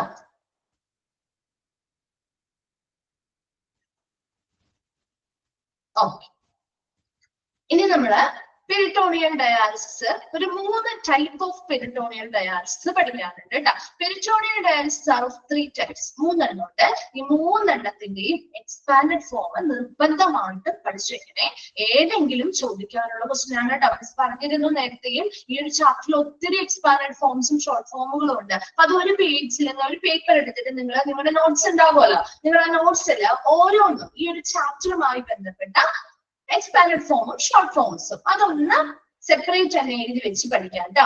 ഏതെങ്കിലുമൊക്കെ ഓൾമോസ്റ്റ് മിക്ക ക്വസ്റ്റ്യൻ പേപ്പേഴ്സിലും റിപ്പീറ്റ് ചെയ്തെങ്കിൽ ഏതെങ്കിലും ഒക്കെ 1-2 ചോദിച്ചു കണ്ടിട്ടുണ്ട്. അപ്പൊ ഏതായിരിക്കും ചോദിക്കുന്നത് നമുക്ക് ഇപ്പോഴേ പറയാൻ പറ്റില്ല അല്ലെ. അപ്പൊ അതുകൊണ്ട് തന്നെ ഓൾമോസ്റ്റ് നിങ്ങൾക്ക് അറിയാവുന്നതൊക്കെ കുറച്ചൊക്കെ നിങ്ങൾക്ക് പെട്ടെന്ന് വായിക്കുമ്പോൾ ഒക്കെ മനസ്സിലാവുമായിരിക്കും. എന്നാൽ സമയം ഇതുപോലെയുള്ള ടേംസ് ഒന്നും ചിലപ്പോൾ മാറിപ്പോകും, കാരണം ചെറിയ വ്യത്യാസങ്ങളായിരിക്കും ഓപ്ഷൻ ഉണ്ടാവുള്ളൂ. അതുകൊണ്ട് അതൊക്കെ ഒരു പേപ്പറിൽ ഒരു ഈ ഒരു ചാപ്റ്ററുമായി ബന്ധപ്പെട്ട എക്സ്പാൻഡഡ് ഫോമും ഷോർട്ട് ഫോംസും ഒരുമിച്ചൊന്ന് എഴുതി വെച്ചിട്ട് പഠിച്ചിരിക്കുക. നമുക്ക് ഈ 3 ടൈപ്പിലും ഫസ്റ്റ് വൺ ആണ് കണ്ടിന്യൂസ് ആംബുലേറ്ററി പെരിറ്റോണിയൽ ഡയാലിസിസ് അല്ലെങ്കിൽ CAPD, continuous ambulatory peritoneal dialysis. ഇതൊന്നും നമുക്ക് കേട്ട് പരിചയമില്ലാത്ത ടേംസ് ആയതുകൊണ്ടാണ് പ്രത്യേകമായിട്ട് എഴുതി പഠിക്കണം എന്ന് പറയുന്നത് കേട്ടോ. അപ്പൊ കണ്ടിന്യൂസ് ആംബുലേറ്ററി പെരിറ്റോണിയൽ ഡയാലിസിസ് അല്ലെങ്കിൽ CAPD എന്ന് പറഞ്ഞാൽ does not need a machine. ഇവിടെ നമുക്കൊരു മെഷീൻ്റെ ഒന്നും ആവശ്യം വരുന്നില്ല. Exchanges can be done 3 to 5 times a day during waking hours. അപ്പൊ നമ്മൾ എണീറ്റിരിക്കുന്ന അല്ലെങ്കിൽ നമ്മൾ ഉറങ്ങാതെ ഇരിക്കുന്ന പകൽ സമയങ്ങളിൽ അല്ലെങ്കിൽ നമ്മൾ എണീറ്റിരിക്കുന്ന സമയങ്ങളിൽ ആ സമയത്താണ് നമ്മൾ ഈ ഒരു ടൈപ്പ് ഓഫ് ഡയാലിസിസ് ചെയ്യുന്നത്. ഇതിൽ നമ്മൾ നേരത്തെ പറഞ്ഞിരുന്നു ഒറ്റ പ്രാവശ്യം ഒന്നും ആയിരിക്കില്ല നമ്മളിവിടെ ഡയാലിസിസ് ചെയ്യുക. കണ്ടിന്യൂസ് ആയിട്ട് ചിലപ്പോ 3 മുതൽ 5 പ്രാവശ്യം വരെയും നമ്മൾ ഡേ ടൈമില് നമ്മൾ ഉറങ്ങാത്ത സ്ലീപ്പിംഗ് ടൈം അല്ലാണ്ട് ഉറങ്ങാതെ എണീറ്റിരിക്കുന്ന സമയങ്ങളിൽ ഉണർന്നിരിക്കുന്ന സമയങ്ങളാണ് നമ്മൾ ഈ ഒരു 3 മുതൽ 5 തവണ വരെയും നമ്മൾ ഇതേ പ്രൊസീജിയർ എന്ത് ചെയ്യുന്നു, കണ്ടിന്യൂസ് ആയിട്ട് ഈ ഒരു എക്സ്ചേഞ്ച് അല്ലെങ്കിൽ ആ ഒരു ഡയാലിസിസ് ഫ്ലൂയിഡ് ഫിൽ ചെയ്യുന്നു, കുറച്ച് മണിക്കൂറുകൾ വെയിറ്റ് ചെയ്യുന്നു, അതിനുശേഷം അത് നമ്മൾ പുറത്തേക്ക് എടുക്കുന്നു, വീണ്ടും ഈ പ്രൊസീജിയർ അതേപോലെ തന്നെ റിപ്പീറ്റ് ചെയ്യും. ആ ഒരു എക്സ്ചേഞ്ച് അങ്ങനെ തന്നെ നടക്കും. അതൊരു 5 പ്രാവശ്യം വരെയും ഇതില് ചെയ്യാറുണ്ട്. അതായത് കണ്ടിന്യൂസ് ആംബുലേറ്ററി കണ്ടിന്യൂസ് ആയിട്ടാണ് നമ്മൾ അത് ചെയ്തുകൊണ്ടിരിക്കുന്നത്. അപ്പൊ ഇവിടെ ഒരു മെഷീനോ കാര്യങ്ങളോ ഒന്നും ആവശ്യം വരുന്നില്ല. ഇത് നമ്മൾ തന്നെ നമ്മൾ സ്വയം നേതൃത്വം കൊടുത്ത് നിയന്ത്രിച്ച് ഫിൽ ചെയ്ത് കൊടുക്കുന്നു, റിമൂവ് ചെയ്യുന്നു, അങ്ങനെയാണ് ചെയ്യുന്നത് കേട്ടോ. ഇനി കണ്ടിന്യൂസ് സൈക്ലിക് പെരിറ്റോണിയൽ ഡയാലിസിസിൽ ഒരു വ്യത്യാസമുണ്ട്. ചെറിയ ചെറിയ വ്യത്യാസങ്ങൾ ഇതുമായിട്ട് ബന്ധപ്പെട്ട് വരുന്നുള്ളൂ കേട്ടോ. അതിൽ കണ്ടിന്യൂസ് സൈക്ലിക് പെരിറ്റോണിയൽ ഡയാലിസിസ് അല്ലെങ്കിൽ CCPDയുടെ പ്രത്യേകത എന്താണെന്ന് വെച്ചാൽ needs the use of A particular dialysis machine. ഇവിടെ ഒരു പർട്ടിക്കുലർ ഡയാലിസിസ് മെഷീൻ ഉപയോഗിക്കുന്നുണ്ട്. അല്ലെ ഒരു ഡയാലിസിസ് മെഷീൻ എന്ന് പറയുമ്പോൾ നിങ്ങൾ വിചാരിക്കും ആദ്യം പറഞ്ഞല്ലോ വലിയൊരു ഡയാലിസിസ് മെഷീൻ കാര്യങ്ങൾ ഇതിന് ആവശ്യമില്ല എന്ന് പറഞ്ഞിരുന്നു അല്ലെ. അതേപോലെ ആ ഒരു മെഷീൻ അല്ല ഒരു പ്രത്യേകമായിട്ടുള്ള ഡയാലിസിസ് മെഷീൻ. അത് ഡയാലിസിസ് ചെയ്യാൻ വേണ്ടിയിട്ടല്ല. ഡയാലിസിസ് നമ്മൾ ഹീമോ ഡയാലിസിസിൽ എങ്ങനെയാ പറഞ്ഞത്, ബ്ലഡിനെ നമ്മൾ പുറത്തേക്ക് എടുക്കുന്നു, ഈ ഡയാലിസിസ് മെഷീൻ ആണ് അവിടെ ഫിൽട്രേഷൻ ചെയ്യുന്നത് അല്ലെ. അങ്ങനെയല്ലേ പഠിച്ചത്, നമ്മളെ ബ്ലഡിനെ പ്യൂരിഫൈ ചെയ്യുന്ന മെഷീനാണ്. ഇവിടെ നമുക്ക് ആ ഒരു അങ്ങനെയുള്ള ഒരു മെഷീൻ അല്ല ഇവിടെ ആവശ്യം. മറിച്ച് എന്താണ് ചെയ്യുന്നത്, that can be used in the home. ഇപ്പൊ നമുക്ക് വീടുകളിലാണ് ഒരു ഡയാലിസിസ് ചെയ്യാണെന്ന് വെച്ചാല് ഈ ഒരു ഡയാലിസിസിന്റെ പ്രത്യേകത എന്താണെന്ന് വെച്ചാല് നമുക്കൊരു പേഷ്യന്റ് ഉറങ്ങുന്ന സമയത്തും ഓട്ടോമാറ്റിക്കലി നമുക്ക് ഈ മെഷീനില് ടൈമും കാര്യങ്ങളും, അതായത് ഫില്ല് ചെയ്ത് കൊടുക്കേണ്ട അളവും ടൈമും കാര്യങ്ങളും നമ്മൾ എന്ത് ചെയ്യണം, റെക്കോർഡ് ചെയ്ത് വെക്കാൻ പറ്റും. അതുപോലെ തന്നെ എപ്പോഴാണ്, എത്ര മണിക്കൂർ കഴിയുമ്പോഴാണ് അത് റിമൂവ് ചെയ്യുന്നത്. അപ്പൊ ഒരു കണ്ടിന്യൂ ഒരാൾ നോക്കിയിരിക്കേണ്ട കാര്യമില്ല അല്ലെ. ഒരു പേഷ്യന്റ് ഉറങ്ങുകയാണെങ്കിലും നമുക്ക് എന്ത് ചെയ്യാൻ പറ്റും, ഓട്ടോമാറ്റിക്കലി കണ്ടിന്യൂസ് ആയിട്ട് ഇത് ആ മെഷീന്റെ സഹായത്തോടുകൂടി പ്രൊസീജിയർ നടന്നുകൊണ്ടിരിക്കും. മനസ്സിലാവുന്നുണ്ടോ? ഡിഫറൻസ് മനസ്സിലാവുന്നുണ്ടോ? മിസ് പറയുന്ന ഡിഫറൻസ് ക്ലിയർ ആണോ?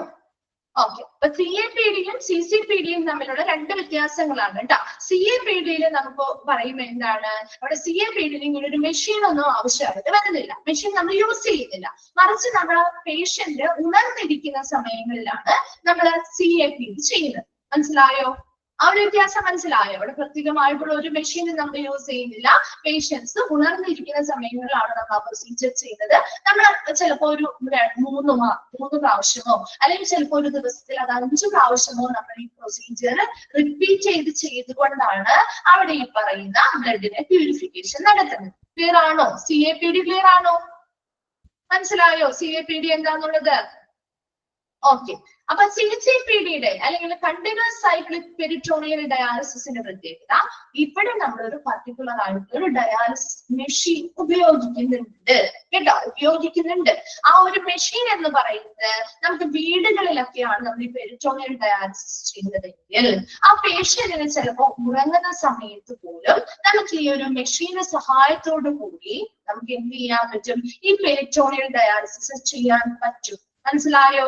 അത് കണ്ടിന്യൂസ് ആയിട്ട് ഇപ്പൊ രാത്രിയെന്നോ പകലെന്നോ ഇല്ല, ഉറങ്ങുന്ന സമയത്താണെങ്കിലും നമുക്ക് ചെയ്യാൻ പറ്റും. അത് എന്തുകൊണ്ടാണ് വെച്ചാൽ ഓട്ടോമാറ്റിക്കലി നമുക്ക് ഈ ഒരു മെഷീൻ ഉപയോഗിച്ചുകൊണ്ട് സെറ്റ് ചെയ്ത് വെക്കുകയാണ് നമ്മൾ ചെയ്യുന്നത്. ഇപ്പൊ നമ്മൾ ടൈമിങ്ങും കാര്യങ്ങളൊക്കെ സെറ്റ് ചെയ്ത് വെക്കാറില്ലേ മെഷീനുകളിൽ?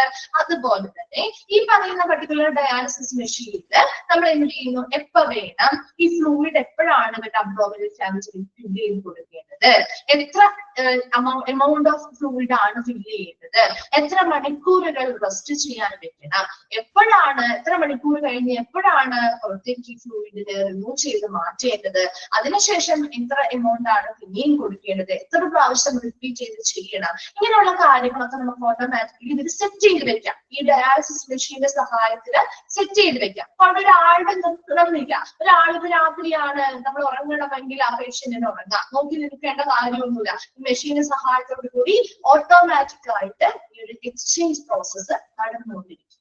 ക്ലിയർ ആണോ? CCPD മനസ്സിലായോ? CAPD-യും CCPD-യും ക്ലിയർ ആണോ? ഓക്കെ. മൂന്നാമത്തത് ഇന്റർമീഡിയന്റ് പെരിറ്റോണിയൽ ഡയാലിസിസ്. ഇന്റർമീഡിയന്റ് പെരിറ്റോണിയൽ ഡയാലിസിസ് അല്ലെങ്കിൽ IPD എന്ന് പറഞ്ഞാൽ uses the same type of machine ആ CCPD. നമ്മൾ CCPD-യിൽ ഉപയോഗിച്ച പോലെ തന്നെയുള്ള സെയിം ടൈപ്പ് ഓഫ് മെഷീൻ ഇവിടെയും യൂസ് ചെയ്യുന്നുണ്ട്. But treatment will be longer. അപ്പൊ നമുക്ക് കുറച്ച് ദിവസത്തേക്ക് അല്ലെങ്കിൽ കുറച്ച് മണിക്കൂറുകൾ മാത്രമല്ല, ഇവിടെ കുറച്ചും കൂടി ലോങ്ങർ ആയിട്ടാണ് നമ്മൾ ചെയ്യുന്നത്. ഓരോ പേഷ്യൻസിന്റെ അനുസരിച്ച് കേട്ടോ.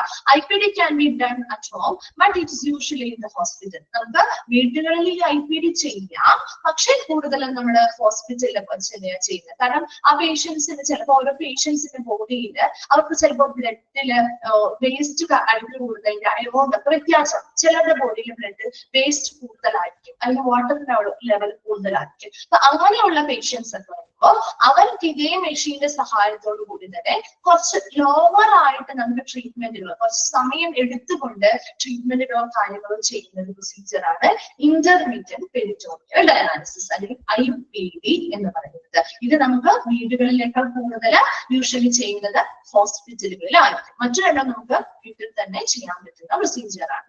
ക്ലിയർ ആണോ? മൂന്നെണ്ണം CAPD, CCPD, IPD. ഇത് മൂന്നെണ്ണവും നോക്കണം. ഇമ്പോർട്ടന്റ് ആയിട്ട് നമ്മൾ എക്സ്പാൻഡഡ് ഫോമും ഷോർട്ട് ഫോംസും ചോദിക്കാറുണ്ട് കേട്ടോ.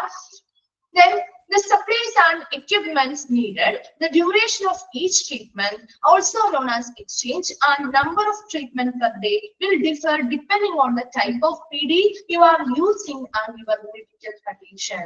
Normally, this process takes a few hours and is required to be repeated 4 to 6 times per day.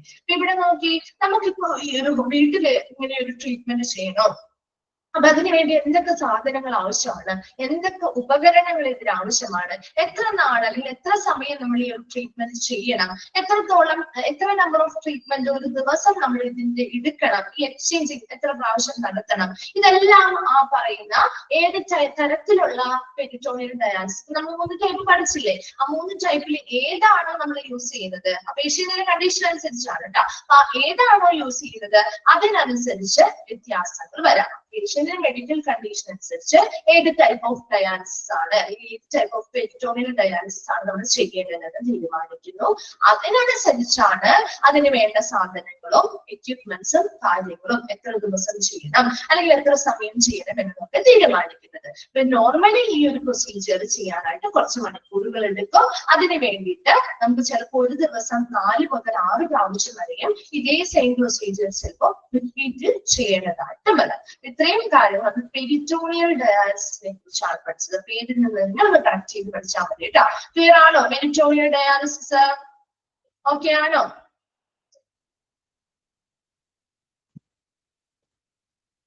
ഇതാണ് റിപ്ലൈ ചെയ്യാത്തത്.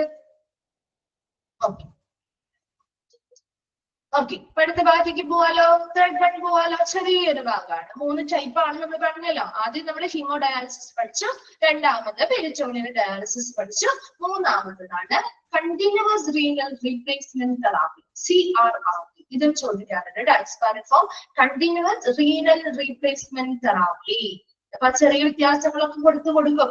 കണ്ടിന്യൂസിന് പകരം സൈക്ലിക് ആവാം, അല്ലെങ്കിൽ റീനലിന് പകരം വേറെ എന്തെങ്കിലും ടേംസ് ആവാം. അത് മാറിപ്പോവാതിരിക്കാൻ വേണ്ടിയിട്ട് 1, 2, 3 പ്രാവശ്യം അതൊന്ന് റിപ്പീറ്റ് ചെയ്ത് വാങ്ങിച്ചുകൊണ്ട് വിടാം. അപ്പൊ കണ്ടിന്യൂസ് റീനൽ റീപ്ലേസ്മെന്റ് തെറാപ്പിയുടെ മൂന്നാമത്തെ ടൈപ്പ് ഓഫ് ഡയാലിസിസ് ആണ്. This therapy is used mainly in the intensive care unit for people with severe kidney failure. It is also known as haemofiltration. എന്നെല്ലാം ചെയ്തിട്ടേ ഇതിനെ വിളിക്കുന്ന മറ്റൊരു പേരാണ് ഹീമോഫിൽട്രേഷൻ എന്ന് അറിയപ്പെടുന്നു. ഇവിടെ ഇതിന്റെ പ്രത്യേകത, ഈ CRRTയുടെ പ്രത്യേകത എന്നത് വളരെ സിവിയർ ആയിട്ടുള്ള, വളരെ ഗുരുതരമായിട്ടുള്ള കിഡ്നി ഫെയിലിയർ സംഭവിച്ച് ICU, ഇന്റൻസീവ് കെയർ യൂണിറ്റ് എന്ന് പറഞ്ഞാൽ ICU ആണ് അല്ലെ. അപ്പൊ ICUവിലെ കിടക്കുന്ന പേഷ്യൻസിന് കൊടുക്കുന്ന പ്രധാനമായിട്ടുള്ള ഡയാലിസിസ് തെറാപ്പിയാണ് കണ്ടിന്യൂസ് റീനൽ റീപ്ലേസ്മെന്റ് തെറാപ്പി എന്ന് പറയുന്നത്. ാണോ? അപ്പൊ ഹീമോഫിൽട്രേഷൻ എന്നാണ് ഇത് മറ്റൊരു പേരിൽ അറിയപ്പെടുന്നത്. ഇത് ഏറ്റവും കൂടുതൽ യൂസ് ചെയ്യുന്നത് സിവിയർ ആയിട്ടുള്ള, വളരെ അത്യാസന്ന നിലയിലെ കിഡ്നി ഫെയിലിയർ ആയിട്ട് കിടക്കുന്ന ICUവിൽ കിടക്കുന്ന പേഷ്യൻസിനാണ് നമ്മൾ ഈ തെറാപ്പി കൂടുതലായിട്ടും പ്രിഫർ ചെയ്യുന്നത്.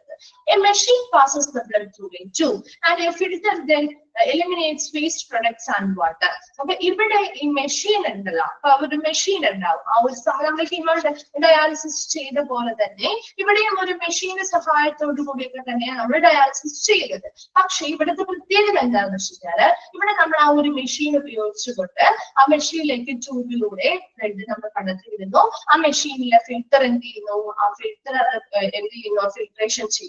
അതിനുശേഷം വേസ്റ്റ് പ്രൊഡക്ട്സും വാട്ടറും ഒക്കെ അതിൽ നിന്ന് എലിമിനേറ്റ് ചെയ്ത് പുറത്തേക്ക് കളയുന്നു. ഇതെല്ലാം പ്രൊസീജിയർ ഒക്കെ സെയിം തന്നെയാണ്. പക്ഷേ the blood is returned to the body together with the replacement fluid. This procedure is discharged 12 to 24 hours a day normally every day.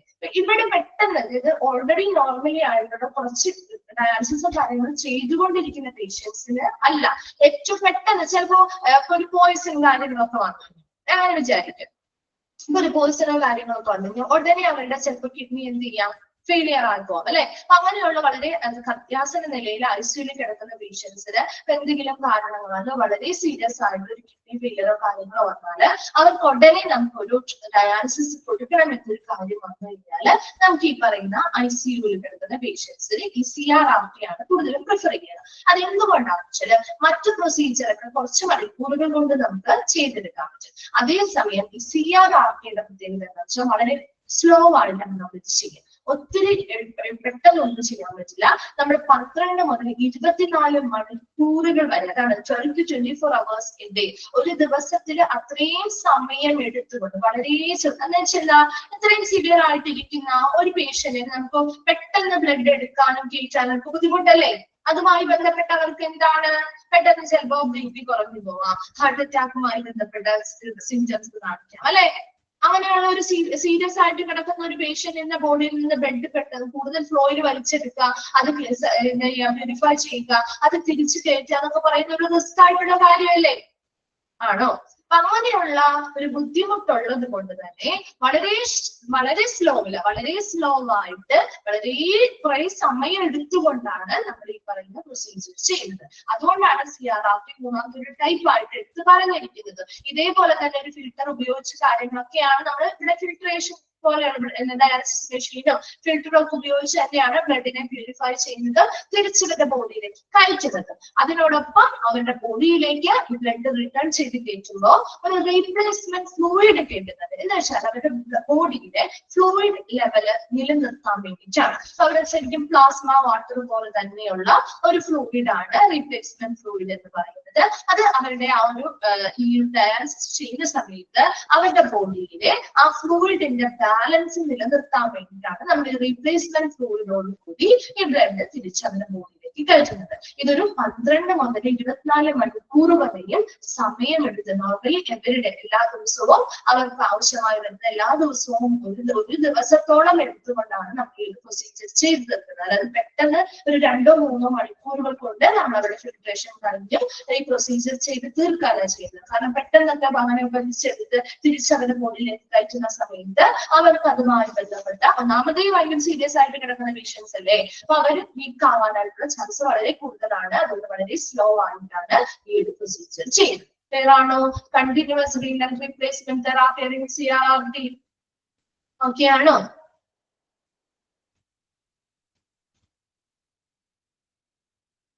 Okay, നമ്മള് 3 ടൈപ്പ് ഓഫ് ഡയാലിസിസും കഴിഞ്ഞു കേട്ടോ. ഇനി നെക്സ്റ്റ് നമ്മൾ നോക്കുന്നത് അഡ്വാൻറ്റേജ് ഓർ ബെനിഫിറ്റ്സ്. നമ്മുടെ advantage ഇപ്പൊ നമ്മൾ ഈ ഒരു the following steps can help increase the effectiveness of your dialysis treatment. നമ്മളൊരു ഡയാലിസിസ് ട്രീറ്റ്മെന്റ് എടുക്കാൻ പോയി അതിന്റെ ഫലപ്രാപ്തി കൂട്ടാൻ വേണ്ടി, ഈ ഫലപ്രാപ്തി വർദ്ധിപ്പിക്കാൻ വേണ്ടി നമ്മൾ ഫോളോ ചെയ്യേണ്ട കുറച്ച് കാര്യങ്ങളുണ്ട് അല്ലെ? ഇപ്പൊ നമ്മളൊരു ട്രീറ്റ്മെന്റ് എടുക്കുമ്പോൾ നമുക്ക് ഡോക്ടർ കുറെ നിർദ്ദേശങ്ങൾ നൽകാറില്ലേ ഇല്ലേ? ഒരു ട്രീറ്റ്മെന്റ് എടുക്കുമ്പോൾ അല്ലെങ്കിൽ ഒരു മെഡിസിൻ കഴിക്കുമ്പോൾ ഇങ്ങനെ ചെയ്യണം, ഡെയിലി ഇത്ര പ്രാവശ്യം നിങ്ങൾ അത് ചെയ്യണം, അല്ലെങ്കിൽ ഇന്ന രീതിയിലുള്ള ഭക്ഷണങ്ങളാണ് കഴിക്കേണ്ടത് ഇല്ലേ? പറയാറില്ലേ? നമ്മുടെ അടുത്ത് പറയാറുണ്ടോ ഡോക്ടേഴ്സ്? നിർദ്ദേശിക്കാറില്ലേ? അവർ ഫോളോ ചെയ്യാൻ പറയുന്ന കാര്യങ്ങള് പ്രോപ്പർ ആയിട്ട് നമ്മൾ കൃത്യമായിട്ട് ഫോളോ ചെയ്യുകയാണെങ്കിൽ അതിനനുസരിച്ചുള്ള ഫലം നമുക്ക് കിട്ടും അല്ലെ? അതേസമയം അവർ പറയുന്നത് നമ്മൾ ഫോളോ ചെയ്തില്ലെങ്കിലോ നമുക്ക് അതിനനുസരിച്ചുള്ള ബുദ്ധിമുട്ടുകൾ നമ്മൾ അനുഭവിക്കേണ്ടതായിട്ട് വരും അല്ലെ? ഇവിടെ ഡയാലിസിസ് ട്രീറ്റ്മെന്റ് എടുക്കുന്ന പേഷ്യൻസ് അവരുടെ ഫലപ്രാപ്തി വർദ്ധിപ്പിക്കാൻ വേണ്ടിയിട്ട് എന്തൊക്കെ കാര്യങ്ങളാണ് അവർ ഫോളോ ചെയ്യേണ്ടത്, പേഷ്യൻസ് ഫോളോ ചെയ്യേണ്ട കാര്യമാണ് കേട്ടോ. ഫസ്റ്റ് വൺ ആണ് complete the treatment as per to the recommended schedule. ഡോക്ടറുടെ നിർദ്ദേശപ്രകാരമുള്ള കൃത്യമായിട്ടുള്ള ശുപാർശ പ്രകാരമുള്ള ഷെഡ്യൂൾ പ്രകാരമുള്ള ട്രീറ്റ്മെന്റുകൾ പൂർത്തിയാക്കുക. ഇപ്പൊ ചിലപ്പോൾ ഒരു 5 പ്രാവശ്യം ഡയാലിസിസ് ചെയ്യണമെന്ന് ചിലപ്പോൾ പേഷ്യൻസിന് റെക്കമെൻഡ് ചെയ്തിട്ടുണ്ടാവും, അല്ലെങ്കിൽ ചിലപ്പോൾ 3 പ്രാവശ്യം ചെയ്താലാണ് നമുക്ക് ഇതിൽ നിന്ന് കുറച്ചൊക്കെ നമ്മളോട് പറയാറില്ലേ? ഇപ്പൊ ഒരു ആന്റിബയോട്ടിക് കാര്യങ്ങൾ കോഴ്സ് ഒക്കെ എടുക്കുന്ന സമയത്ത് നമ്മളോട് പറയാറില്ലേ ഇത്ര പ്രാവശ്യം അത് ചെയ്താലാണ് ആ കോഴ്സ് പൂർണ്ണമാവുക എന്നൊക്കെ പറയാറില്ലേ ഡോക്ടേഴ്സ് അല്ലേ? അപ്പൊ അങ്ങനെ ആ ഒരു കോഴ്സ് പൂർത്തിയാക്കാതെ പകുതി വെച്ച് നമ്മൾ നിർത്തുകയാണെങ്കിൽ എന്താ പറ്റുക? നമുക്ക് ആ ഒരു കോഴ്സിന്റെ ഫലം കിട്ടുമോ? ഇല്ല അല്ലെ? അതുപോലെ തന്നെ ഇവിടെയും ഈ പറയുന്ന ഡോക്ടർ നിർദ്ദേശിച്ച പ്രകാരമുള്ള ആ പറയുന്ന ട്രീറ്റ്മെന്റ് കാര്യങ്ങളെല്ലാം കൃത്യമായിട്ട് പൂർത്തിയാക്കേണ്ടത് ആരാണ്? ഈ പറയുന്ന പേഷ്യൻസ് ആണ്. അത് ഫോളോ ചെയ്താൽ മാത്രമേ അവർക്ക് ചെയ്യുന്ന ട്രീറ്റ്മെന്റിനുള്ള എഫക്റ്റീവ്നെസ് അല്ലെങ്കിൽ ഫലപ്രാപ്തി കിട്ടുള്ളൂ. രണ്ടാമത്തെ കാര്യം about customized eating plan recommended by dietitian. എവിടെയാന്ന് പറഞ്ഞാൽ പാലിക്കുക എന്നാണ് അർത്ഥം. ഡയറ്റീഷ്യൻസ് ഫോളോ ചെയ്യും. ഈ പറയുന്ന കിഡ്നി ഫെയിലിയർ ഒക്കെ ആയ ആളുകൾക്ക് എല്ലാ ഭക്ഷണവും കഴിക്കാൻ പറ്റില്ല അല്ലെ? അവരുടെ ഭക്ഷണത്തിൽ കുറെ നിയന്ത്രണങ്ങൾ ഉണ്ടാവില്ലേ? വെള്ളം അധികം കുടിക്കാൻ പാടില്ല, ഇന്ന ഭക്ഷണങ്ങൾ കഴിക്കാൻ പാടില്ല, വളരെ കുറച്ചളവിലേ കഴിക്കാൻ പാടില്ല, അങ്ങനെ കുറെ നിയന്ത്രണങ്ങൾ ഉണ്ടാവും അല്ലെ? അപ്പൊ ഈ ഡയറ്റീഷ്യൻ പറയുന്ന റെക്കമെൻഡ് ചെയ്തിട്ടുള്ള ഈ ഈറ്റിംഗ് പ്ലാൻ കഴിക്കാൻ വേണ്ട ഒരു ഈറ്റിംഗ് പ്ലാൻ അനുസരിച്ചുള്ള കസ്റ്റമൈസ്ഡ് ആയിട്ട് ഓരോ വ്യക്തികൾക്കും വ്യത്യസ്തമായിരിക്കും. ഇപ്പൊ ഒരു പേഷ്യന്റിനെ പോലെ എത്തില്ലല്ലോ അടുത്ത പേഷ്യന്റിന് അവർ കൊടുക്കുന്ന പ്ലാൻ, അപ്പൊ അതിലുള്ള വ്യത്യാസം ഉണ്ടാവും. അങ്ങനെ ഓരോ പേഷ്യൻസിന് വേണ്ടി കസ്റ്റമൈസ് ചെയ്തെടുത്ത ഈറ്റിംഗ് പ്ലാനുകൾ കൃത്യമായിട്ട് പാലിക്കണം. മൂന്നാമത്തത് get as much physical activity as possible to improve your strength and health. ഇനി എന്താണ്, ഇപ്പൊ ചില പേഷ്യൻസിന് അവർക്ക് ചെറിയ ചെറിയ എക്സസൈസും വലിയ രീതിയിലുള്ള എക്സസൈസും കാര്യങ്ങളൊന്നും അല്ല കേട്ടോ. അവരുടെ ഹാർട്ടിന്റെ ഹെൽത്ത്, ആരോഗ്യവും അവരുടെ സ്ട്രെങ്ത് ഒക്കെ മെച്ചപ്പെടുത്തുന്നതിന് വേണ്ടി ഡോക്ടർ നിർദ്ദേശിച്ചിട്ടുള്ള സാധ്യമാകുന്ന രീതിയിൽ അവർക്ക് ചെയ്യാൻ പറ്റുന്നത് മാത്രം വളരെ സാധ്യമാവുന്ന രീതിയിലുള്ള ഫിസിക്കൽ ആക്ടിവിറ്റീസ്, അവർക്ക് ശാരീരികമായിട്ട് ചെയ്യാൻ പറ്റുന്ന ചെറിയ ചെറിയ എക്സസൈസുകളോ വാമപ്പുകളോ കാര്യങ്ങളോ ഒക്കെ അവരെന്ത് ചെയ്യുക. Then communicate with dialysis provider and pharmacist about my any medication, supplements of herbal products you are taking or are considering starting. ഇനി എന്താ പറയുന്നത്, ഇപ്പൊ നമ്മള് ഡയാലിസിസ് പ്രൊവൈഡേഴ്സ്, ഡയാലിസിസുമായി ബന്ധപ്പെട്ട് നമുക്കത് ട്രീറ്റ്മെന്റ് കാര്യങ്ങൾ പ്രൊവൈഡ് ചെയ്യുന്ന ആളുകൾ അല്ലെങ്കിൽ ഫാർമസിസ്റ്റിനോടൊക്കെ നമ്മൾ കഴിക്കുന്ന മരുന്നുകളെ കുറിച്ച്, നമ്മൾ എടുക്കുന്ന സപ്ലിമെന്റ്സിനെ കുറിച്ച്, അല്ലെങ്കിൽ പുതിയൊരു ഹെർബൽ പ്രൊഡക്റ്റോ കാര്യങ്ങളോ ഒക്കെ നമ്മൾ കഴിക്കാൻ തുടങ്ങി, ഒന്നില്ലെങ്കിൽ ചിലപ്പോൾ നമ്മൾ സ്റ്റാർട്ട് ചെയ്യാൻ പോവായിരിക്കും ആ ട്രീറ്റ്മെന്റിന്റെ ഭാഗമായിട്ട്, അല്ലെങ്കിൽ നമ്മൾ ഓൾറെഡി സ്റ്റാർട്ട് ചെയ്തിട്ടുണ്ടാവും, അല്ലെങ്കിൽ നമ്മളത് പഠിച്ചുകൊണ്ടിരിക്കുന്ന മരുന്നുകളെ കുറിച്ചാവാം, അതുമായിട്ട് ബന്ധപ്പെട്ട് ചിലപ്പോൾ നമുക്ക് പല ഡൗട്ടും കാര്യങ്ങളൊക്കെ ഉണ്ടാവാം അല്ലെ. അപ്പൊ അങ്ങനെയുള്ള കാര്യങ്ങളെ കുറിച്ചൊക്കെ നമുക്ക് അവരോട് നേരിട്ട് എന്ത് ചെയ്യണം, കമ്മ്യൂണിക്കേഷനിൽ ആശയവിനിമയം നടത്തുകയാണ്. ലാസ്റ്റ് പറയുന്നത് talk with dialysis team about any anxiety or side effects that you may have. ഇനിയിപ്പോ നമുക്ക് ഈ ഒരു ട്രീറ്റ്മെന്റ് എടുക്കുന്ന സമയത്ത് ചിലപ്പോൾ എന്തെങ്കിലുമൊക്കെ ഇതുണ്ടായാലും ആൻസൈറ്റി ഉണ്ടാവും അല്ലെ. ഇതുമായി ബന്ധപ്പെട്ട് ഇനി നമുക്ക് എന്തായിരിക്കാം വരാൻ പോകുന്നത്, അവർ പേഷ്യന്റിന് അങ്ങനെയുള്ള ആൻസൈറ്റി കാര്യങ്ങളൊക്കെ ഉണ്ടാവും. അല്ലെങ്കിൽ ഇതുമായി ബന്ധപ്പെട്ട എന്തെങ്കിലും സൈഡ് എഫക്ട്സോ കാര്യങ്ങളോ നമ്മൾ ഫേസ് ചെയ്യേണ്ടി വരുന്നുണ്ടെങ്കിൽ അതെല്ലാം ആ ഡയാലിസിസ് ടീമുമായിട്ട് സംസാരിക്കുക. അപ്പൊ ഇങ്ങനെയുള്ള കാര്യങ്ങളൊക്കെ നമ്മൾ കൃത്യമായിട്ട് ഫോളോ ചെയ്യുന്നത് വഴിയാണ് നമുക്ക് ആ ഒരു ഡയാലിസിസ് ട്രീറ്റ്മെന്റ് എടുക്കുന്നത് കൊണ്ടുള്ളൊരു ഫലപ്രാപ്തി അല്ലെങ്കിൽ ഒരു എഫക്റ്റീവ്നെസ് കിട്ടുന്നത്. ആദ്യത്തിൽ എന്താ പറഞ്ഞത്, ഡോക്ടർ നിർദ്ദേശപ്രകാരമുള്ള പൂർണ്ണമായും ആ ഒരു ഷെഡ്യൂൾ ചെയ്തിട്ടുള്ള ഷെഡ്യൂൾ ചെയ്തിട്ടുള്ള ട്രീറ്റ്മെന്റുകൾ പൂർത്തിയാക്കുക. രണ്ടാമത് പറയുന്നത് ഡയറ്റീഷ്യൻസ് നിർദ്ദേശിച്ചിട്ടുള്ള ഈറ്റിംഗ് പ്ലാനുകൾ കൃത്യമായിട്ട് പാലിക്കുക. മൂന്നാമത് ഡോക്ടേഴ്സ് റെക്കമെൻഡ് ചെയ്യുന്ന രീതിയിലുള്ള ചെറിയ ചെറിയ ഫിസിക്കൽ ആക്ടിവിറ്റീസ് അവർക്ക് സാധ്യമാകുമെന്ന് മാത്രം അവരുടെ ഹാർട്ടിന്റെ ഹെൽത്തും അതുപോലെ സ്ട്രെങ്തും ഒക്കെ വർദ്ധിപ്പിക്കാൻ വേണ്ടിയിട്ട് ചെയ്യുക.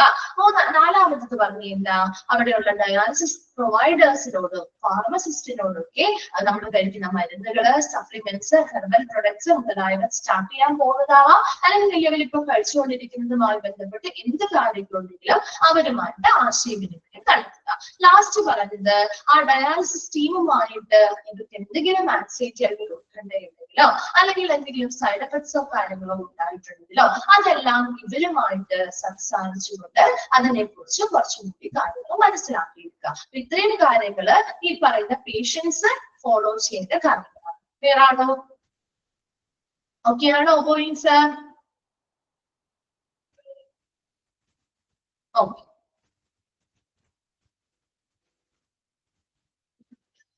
നെക്സ്റ്റ് വരുന്നതാണ് ആഫ്റ്റർ എഫക്ട്സ്. അപ്പൊ നമ്മൾ ഈ പറയുന്ന HD ഹിമോഡയാലിസിസ് ആയിക്കോട്ടെ, പെരിറ്റോണിയൽ ഡയാലിസിസ് ആയിക്കോട്ടെ, ഇതൊക്കെ ചെയ്യുന്ന സമയത്ത് നമുക്ക് കുറച്ച് സൈഡ് എഫക്ട്സ് ഉണ്ടാകും അല്ലെ. ഏത് ട്രീറ്റ്മെന്റ് എടുത്താലും നമുക്ക് ചെറിയ സൈഡ് എഫക്ട്സും കാര്യങ്ങളും ഉണ്ടാകും അല്ലെ.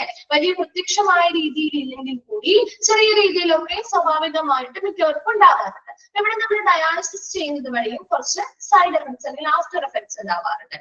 Okay, both kinds of dialysis come with side effects. It can also be difficult to tell surely whether its symptom is because of dialysis or the kidney failure that is also affecting the body. But നമുക്ക് ഈ ഒരു dialysis വഴി ചിലപ്പോൾ നമുക്ക് പലതരത്തിലുള്ള സിംറ്റംസോ കാര്യങ്ങളോ അല്ലെങ്കിൽ after effects ഉണ്ടാവും.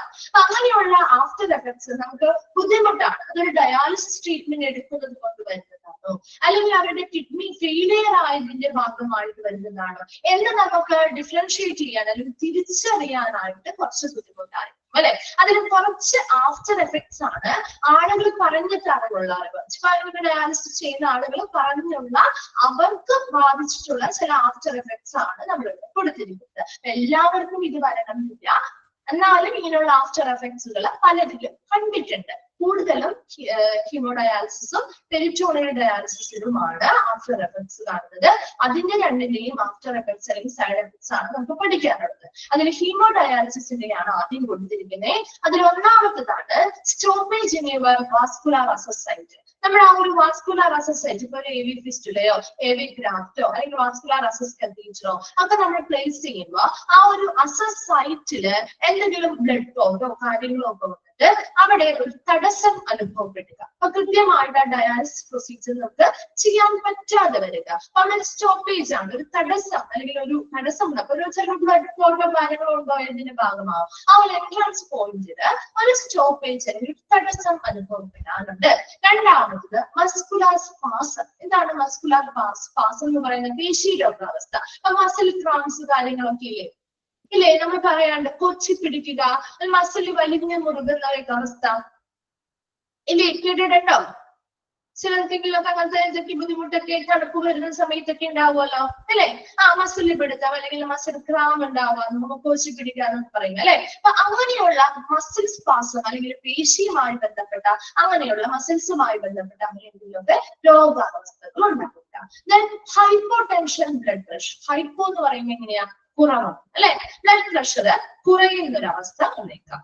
വീക്ക്നെസ്, ക്ഷീണം അനുഭവപ്പെടാം, ഡിസിനസ് തലകറക്കം അനുഭവപ്പെടാം, ഒരു നോസിയ വോക്കാനം അനുഭവപ്പെടാം. അതുപോലെ ബ്ലഡ് ലോസ്, ബ്ലഡ് നഷ്ടപ്പെടുന്ന ഒരു അവസ്ഥയും ഉണ്ടാവും. ഇത്രയും കാര്യങ്ങള് ഹീമോഡയാലിസിസുമായി ബന്ധപ്പെട്ടുണ്ടാവുന്ന ആഫ്റ്റർ എഫക്ട്സ് ആണ്. എന്തൊക്കെയാണ് ഇപ്പൊ ചോദിക്കാറുണ്ട് കേട്ടോ, ഹീമോഡയാലിസിസുമായി ബന്ധപ്പെട്ടുണ്ടാവുന്ന ആഫ്റ്റർ എഫക്റ്റിൽ ഉൾപ്പെടാത്തത് അല്ലെങ്കിൽ ഉൾപ്പെടുന്നവയെല്ലാം അങ്ങനെ ചോദിക്കാറുണ്ട് കേട്ടോ. അപ്പൊ അതില് PDയുടെ പെരിറ്റോണിയൽ ഡയാലിസിസിന്റെ ഏതെങ്കിലും ഒക്കെ എടുത്തിട്ടുണ്ട്, ഇല്ലാത്തത് ഏതാണ് അങ്ങനെ ചോദിക്കാം കേട്ടോ. മിക്സ് ചെയ്തെടുത്തിട്ട് ഇല്ലാത്തത് ഏതാണ് അല്ലെങ്കിൽ ഉൾപ്പെടുന്നവ ഏതൊക്കെയാണ് അങ്ങനെ ചോദിക്കാറുണ്ട്. അപ്പൊ HD അല്ലെങ്കിൽ ഹീമോഡയാലിസിസിൽ പറയുന്നത് അതിന് ആഫ്റ്റർ എഫക്ട്സ് ഒന്നാമത്തേത് പറഞ്ഞാൽ വാസ്കുലർ അസസ് സൈറ്റുകളിൽ എന്തെങ്കിലും തടസ്സങ്ങൾ, ചിലപ്പോൾ ബ്ലഡ് ക്ലോട്ടോ കാര്യങ്ങളോ വന്നത് കൊണ്ടൊക്കെയുള്ള തടസ്സങ്ങൾ അനുഭവപ്പെടാം, അല്ലെങ്കിൽ മസിൽസുമായി ബന്ധപ്പെട്ട് സ്പാസം അല്ലെങ്കിൽ പേശികളുടെ രോഗാവസ്ഥകൾ, മസിൽ ക്രാംസോ അല്ലെങ്കിൽ മറ്റു പറഞ്ഞ മസിൽ പിടുത്തം പോലെയുള്ള അവസ്ഥകളോ അങ്ങനെയുള്ള കാര്യങ്ങളൊക്കെ വന്നേക്കാം.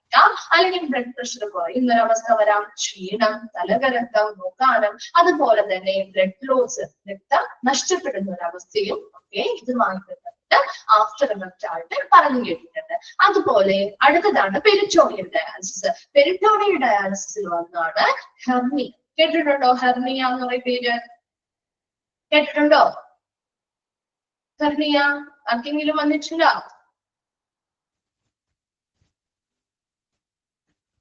ഉണ്ടോ? ആർക്കെങ്കിലും ഉണ്ടായിട്ടുണ്ടോ? കേട്ടിട്ടുണ്ട് അല്ലെ? ഓക്കെ. അപ്പൊ ഹെർണിയ എന്ന് പറയുന്നത് weakness in your abdomen muscle. നമ്മുടെ അബ്ഡോമൻ മസിലൊക്കെ വീക്ക്നെസ് വരുന്നത് ഓഫൻ പ്രസന്റ് ലംബോസ്വളൻ, നമുക്കൊരു ലംബ് പോലെ, ഇപ്പൊ ഒരു മുഴകൾ പോലെയോ അല്ലെങ്കിൽ വീർത്തിരിക്കുന്ന ബന്ധങ്ങളുണ്ടായിരുന്നു.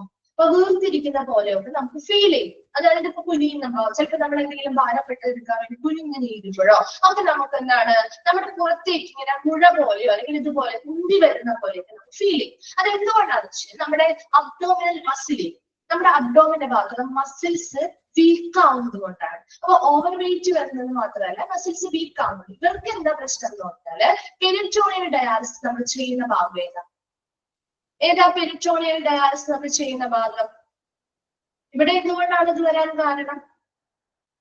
എന്തുകൊണ്ടായിരിക്കാം? ഒന്ന് ചിന്തിച്ചു നോക്കിയേ. കണക്ട് ചെയ്യാൻ പറ്റുന്നുണ്ട്. അബ്ഡോമിനൽ ഏരിയയിലല്ലേ നമ്മൾ ഈ ഒരു പെരിറ്റോണിയൽ ഡയാലിസിസ് ചെയ്യുന്നേ. അപ്പൊ ഈ ഒരു ഡയാലിസിസ് ചെയ്യുന്നത് വഴി അവരുടെ ആ ഒരു ഭാഗത്തുള്ള അബ്ഡോമിനൽ മസിൽസ് എന്താവും? വീക്ക് ആവാൻ സാധ്യതയില്ലേ?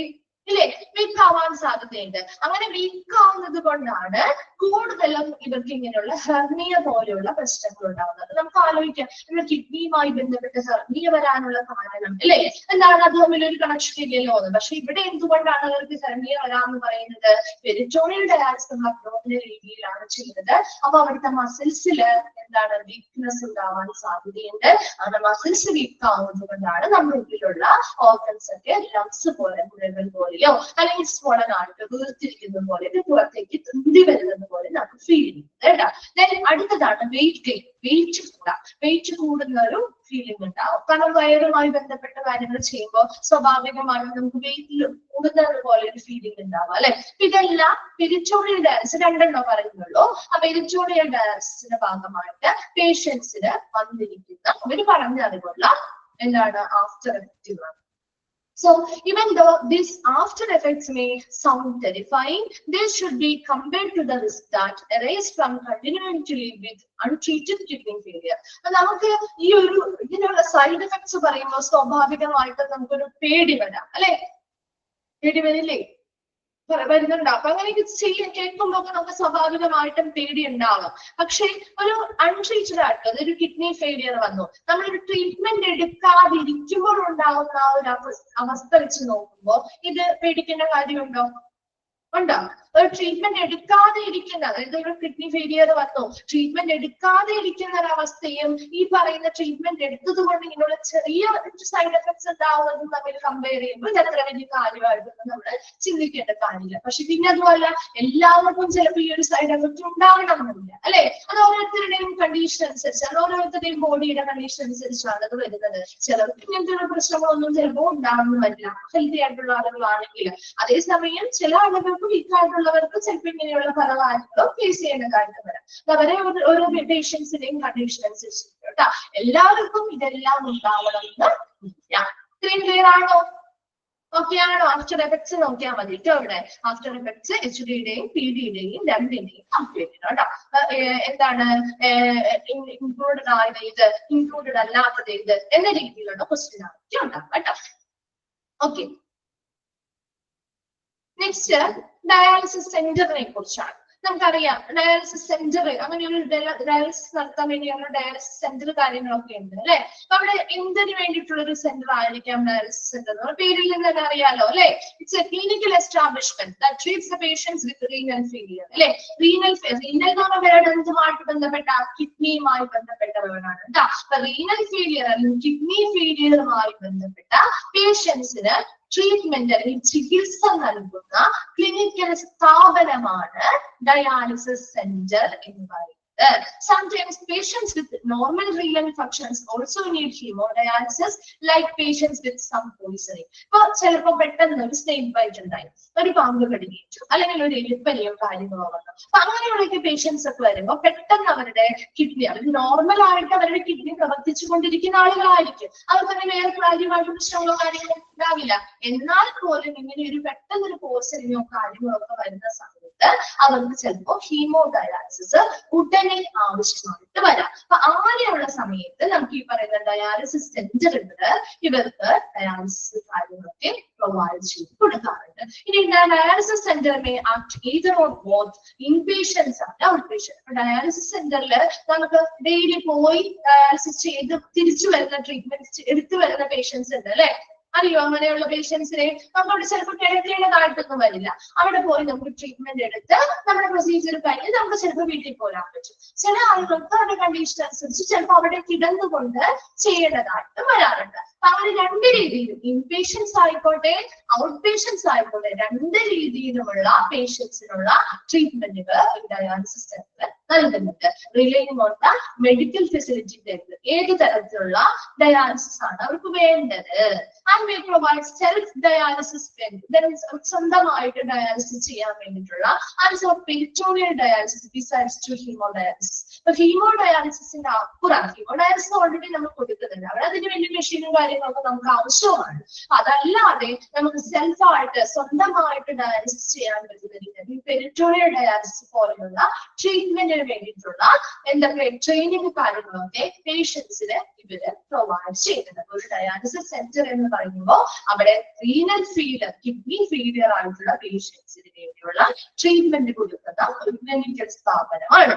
അവിടെ ഇവർ നോർമൽ ആയിട്ട് ചിലപ്പോൾ പ്രവർത്തിക്കുന്ന റീനൽ ഫങ്ഷൻസ് നടത്തുന്ന ഒരു പേഷ്യന്റ് ഒരാളാവാം. അവർക്ക് ചിലപ്പോൾ പെട്ടെന്നൊരു പോയ്സണിങ്ങോ ഒരു സ്നേക് ബൈറ്റോ കാര്യങ്ങളൊക്കെ വന്നു കഴിയുമ്പോൾ അവർക്ക് ചിലപ്പോൾ ഡയാലിസിസ് പോലുള്ള കാര്യങ്ങൾ ഹീമോഡയാലിസിസ് ഒക്കെ ആരംഭിക്കേണ്ടതായി ആയിട്ട് വരാം. അപ്പൊ നമുക്ക് ബോത്ത് രണ്ടും ഉണ്ട്. ഇൻപേഷ്യൻസിന് വേണ്ടി രണ്ട് രീതിയിലും നമുക്ക് കൊടുക്കാറുണ്ട്, ഔട്ട് പേഷ്യന്റ് രീതിയിലും നമുക്ക് ട്രീറ്റ്മെന്റുകൾ നൽകാറുണ്ട്. അത് ആ പേഷ്യന്റിന്റെ ഏത് തരത്തിലുള്ള ഫെസിലിറ്റി ആണോ അവർക്ക് ആവശ്യം അതിനനുസരിച്ചാണ് അവരവിടെ കിടക്കണോ അല്ലെങ്കിൽ ഡെയിലി വന്ന് പോകണോ എന്ന് തീരുമാനിക്കുന്നത്. അതുപോലെ തന്നെ സെൽഫായിട്ട് ഡയാലിസിസ് ചെയ്യാൻ പറ്റും. സ്വന്തമായിട്ട് ആ പേഷ്യൻസിന് ഇപ്പൊ പെരിറ്റോണിയൽ ഡയാലിസിസ് പോലെ സ്വന്തമായിട്ട് ഡയാലിസിസ് ചെയ്യാൻ പറ്റുന്ന രീതിയിലുള്ള ട്രെയിനിങ്ങുകളും ഇതിൽപ്പെടുന്ന പ്രൊവൈഡ് ചെയ്യുന്നുണ്ട്.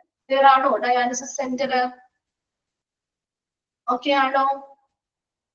ഓക്കെ, ഇതിന് ഇത്രയും എടുക്കുന്നുള്ളൂ. അടുത്ത ക്ലാസ്സിൽ വരുമ്പോ ഇത്രയും ഒന്ന് വായിച്ചിട്ട് വരാം കേട്ടോ. Okay, thank you.